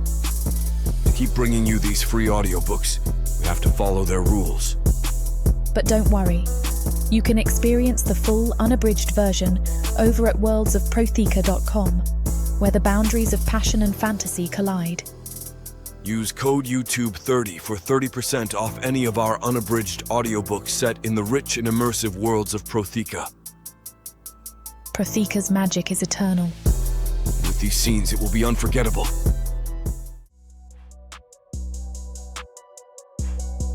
Chapter 20. Jovak. Paige and I lay in each other's arms, staring up through the open canopy of the hut atop shattered rock. Her cheek rests on the right side of my chest, her breathing soft and shallow with the rhythms of sleep. Paige's body drapes over my own, laying on her side while I'm on my back. My arm is around her shoulder, fingers loosely splayed over the deltoid, while the sounds of revelry continue from below. The moonlight pours in through the open canopy. I stare up at the pockmarked surface and marvel at its beauty. It is nowhere near as beautiful as my mate, the loving woman laying by my side, but it still takes my breath away. She stirs a little bit and her breathing changes. I know she's awake, but her eyes do not open. "If this is a dream," she says, her voice thick with recent slumber, "don't ever wake me up. I, too, feel as if this is all too good to be true. I keep expecting to wake up and find it's all been a dream or a vision. It's true. I've never felt so content in all of my life. I used to believe that I couldn't stand to spend all of my time at Shattered Rock, that I had to wander or I would lose my mind. Now I have a fixed point to rotate around like the North Star. My life will revolve around Paige from now on, and there's nothing wrong with that." "Well, I'm pretty sure this isn't a dream," she says, looking up through the open canopy. "I mean, I would never dream of staying in a house with no roof. What happens if it rains? We get wet." She sits up, breasts swaying with the motion, and grabs a head cushion. Then she strikes me in the face with the cushion playfully. "Seriously, why doesn't this place have a roof?" "In order to allow the moonlight inside to aid in procreation." Of course, of course. Is everything about fertility with your people?" I laugh softly. "No, not everything. Though with how low Orcish birth rates are, and the rarity of female births in general, it's not surprising that we are rather preoccupied with it. The damnable dark elves defeated us on Prathika in part because they were able to outbreed us." She shudders in my arms. "If I never seen another dark elf again, it will be too soon." I clear my throat uncomfortably. She cocks an eyebrow at me. Her naked skin is lovely in the silvery moonlight. "What is it?" "My paternal grandfather was a dark elf." Her eyes widen. "Shut up." I scowl at her. "Why do you wish me to stop talking?" She laughs softly and leans her head back on my chest. "It's a human expression. It means, that it's almost unbelievable, but we know it's true. How do you end up with a dark elf grandpa anyway?" I take a deep breath and then let it out as a sigh. It's not a tale I like telling because it means admitting my shame out loud. Many years ago, before our people came through the portals, the Dark Elves and what would eventually become the Shattered Rock tribe had a terrible war. A war that the orcs got the upper hand in. When we finally settled matters and there was peace, we asked the Dark Elves if they wanted their prisoners of war back. My jaw sets hard. They refused. They said that any Dark Elf captured in battle is no longer a Dark Elf, but only so much fecal matter. All of the Dark Elf prisoners committed suicide by leaping off a cliff after we freed them. All save for one who was too badly injured to move. That Dark Elf was named Gronks, and he was my grandfather. He took an orc wife, an orc name, and tried to live like an orc. Though the legends say he was never truly accepted during his life, he was allowed full orc warrior honors upon his death. Wow, that's heavy, Paige says with a sigh. You poor thing. Is that what Rolar was hinting at when we first met? That you couldn't be trusted because you had dark elf blood? Indeed, though the tribal prejudice has lessened somewhat with time. My father had a much harder time of it, from what I understand. He was dead before I was born. My parents died before I was born, too. I still had my gramps, though. She lifts her head from my chest and caresses my cheek. But surely there are happier things we could be talking about. And even happier things that we could be doing. Her hand busies itself with my manhood. The once flaccid member twitches hard and then begins to engorge with blood. She meets my gaze with a sultry look and then lowers her head down. Her tongue darts out and licks the end of my prick. My eyes widen, and a gasp forces its way out of my mouth. Look how quickly he wakes up, she says. Speaking of my manhood, Paige's blue eyes are filled with heat as she looks up at me, her mouth full of my rod. I can feel her tongue playing on the underside, and it makes my eyes water. She suckles, and my hand instinctively goes to the back of her head. Paige pumps her head up and down on me, and the sublime pleasure makes my toes curl to the point of cramping. I release inside of her with a gasping groan, and she doesn't stop. She keeps going, not wasting a drop of my seed. Paige lifts her head up and grins at me. Turnabout is fair play, so the humans say. I grab her arms and roll her over onto her back. She squeals with delight as I kiss her neck. This scene is about to get too steamy for this platform's comfort. And as much as we'd love to keep going, their guidelines say we need to stop here. To continue releasing these free audiobooks on this platform, we've got to play by the rules. The passion doesn't end here. Visit worldsofprothika.com to hear the full, uncut version of this fantasy romance, and every daring moment that YouTube can't handle. Use code YouTube30 for 30% off unabridged audiobooks in the worlds of Prothika. Don't let YouTube hold you back. Immerse yourself in a world of magic, danger, and unfiltered passion. Prothika's magic is eternal. Listen unabridged and you'll never want to go back.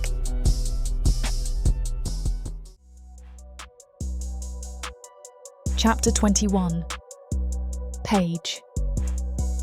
The late afternoon sun dapples shadows through the trees over the meadow as I settle down onto a smoothed boulder near a merrily babbling stream. Gronk stirs a bit from his slumber. His eyes remain shut. He instantly roots around looking for a nipple. Such a hungry boy, I say with a chuckle, fishing my breast out of my dress so he can latch on. Nearby, Lainey and Jovak talk about lures.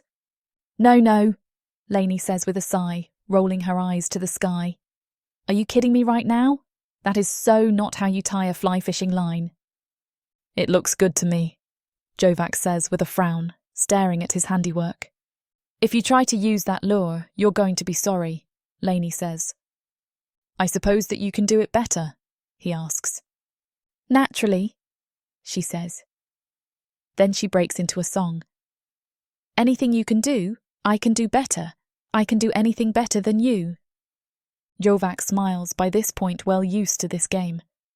No, you can't, he says, also singing. Yes, I can. Anything you can sing, I can sing better. I smile as I feed my son by the stream. The two of them carry on for a bit, and then Jovak unties his fly and allows the master, that being my 11-year-old sister, to show him how it's supposed to be done. When I agreed to become Jovak's mate for real, not that I really had much choice, given how deeply I love him, I was a bit worried about what would happen to Lainey. Would he insist she move in somewhere else, like Amy's perhaps? No, he did not. Nothing changed between Jovak and Lainey, except, maybe, that their bond became stronger.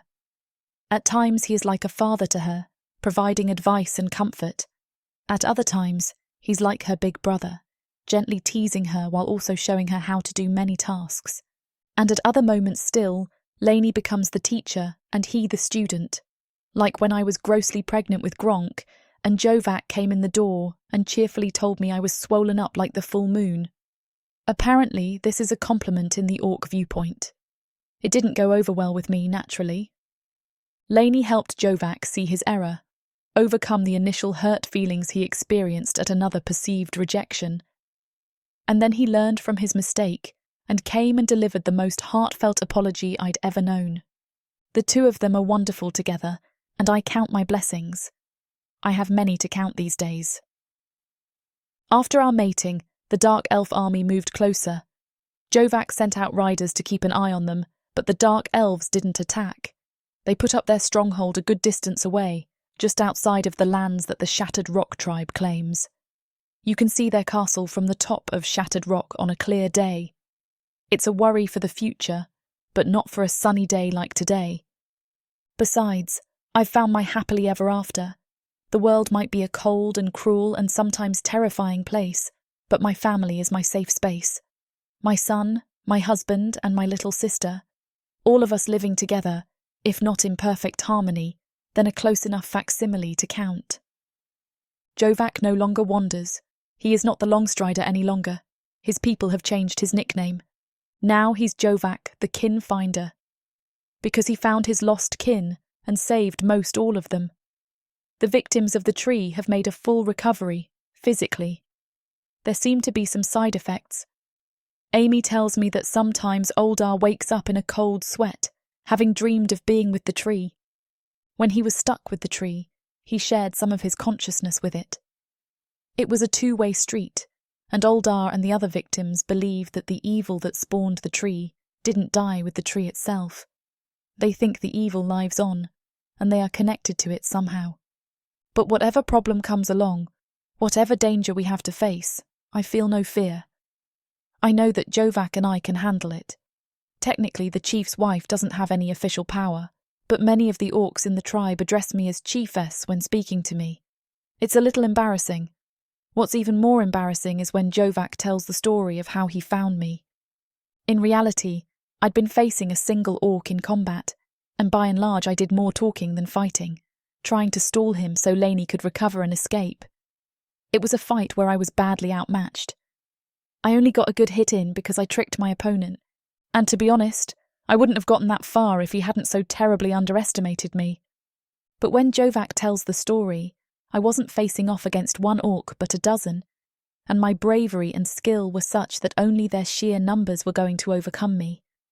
Worse, a lot of people think that Jovak is downplaying my skills if anything, and they see me as some kind of wise Zen swordmaster, and I'm anything but. I have been training with Jovak just to help me lose baby weight. He doesn't care. He says he loves my soft belly, but I care. Besides, as the chieftain's wife, I don't want to look like I'm soft. I have a reputation to uphold after all. There, Lainey says, pointing at her handiwork. Now that is how you tie a fly fishing line. It is a good knot indeed, Jovak says. Then he gives her a mischievous look. Of course, if I had such tiny and spindly fingers, I could probably do much the same. Oh, what is it about a craftsman who blames his tools? Lainey snorts. It's the same thing of an orc who blames his fingers. Hey, I call from my rock. Both of them turn to face me. Not all of us can survive on my breast milk. How about you two stop arguing and start catching our dinner? Jovak laughs, and Lainey sticks her tongue out at me. Then he turns a grin on Jovak. How about a little wager, Jojo? I do believe Lainey is the only one who could possibly get away with calling him that. A wager? He asks, intrigued. What sort of wager? How about we see who can catch the most fish before dinner time? Lainey asks, with a bit of an edge to her voice. Loser has to wash the dishes for the next week. He says. I do hate washing dishes. Very well, I accept your wager. They shake on it. May the best orc win, Jovak says. Hey, Lainey gasps. No way. May the best woman win, and in case you don't know, that's me. Their good-spirited contest carries well into the evening. By the time the first stars wink into existence overhead, before the sun has fully set, it's clear that Lainey has more fish in her pile than Jovak. How are you doing this? He gasps. Are you a sorcerer singing to the fish in their own language? I don't need magic to beat you, she says, sticking out her tongue and giggling. It really wasn't a fair contest, dear. I gently tuck my sleeping son into his blankets and smile up at my mate. Lainey has been fly fishing since she was old enough to hold a rod and reel. You didn't stand a chance. Bah, he said. She tied my lure wrong on purpose to make me lose. Lainey gasps, and then Jovak laughs. I'm just kidding. Congratulations on your victory, Lainey. But next time we go fishing, I will not be some mere novice. Lainey and I scale and clean the fish while Jovak builds a fire. I notice a few orcs from the tribe standing guard a discreet distance away. They'll allow their chief and his family to range out of the settlement, but at night we always end up with a few bodyguards. We lay the fish out to smoke on a lattice of stout sticks and folded leaves. I find some wild thyme and onions and use them to season the fish. I feel the same way I did when we used to do this with my grandpa, only better. Better because I have a husband and a son to share it with. I know Gramps is looking down on us and smiling. After there's nothing left of the fish but smiles and greasy fingers, I sit propped up against a rock, my son in my arms and my husband with his arm over my shoulders. His other arm is over Lainey's shoulders. My sister snores softly as the moon rises over the meadow. I love you, Paige, he says softly, kissing me tender. I love you too, Jovak. Thanks for a perfect day. Thanks for a perfect life.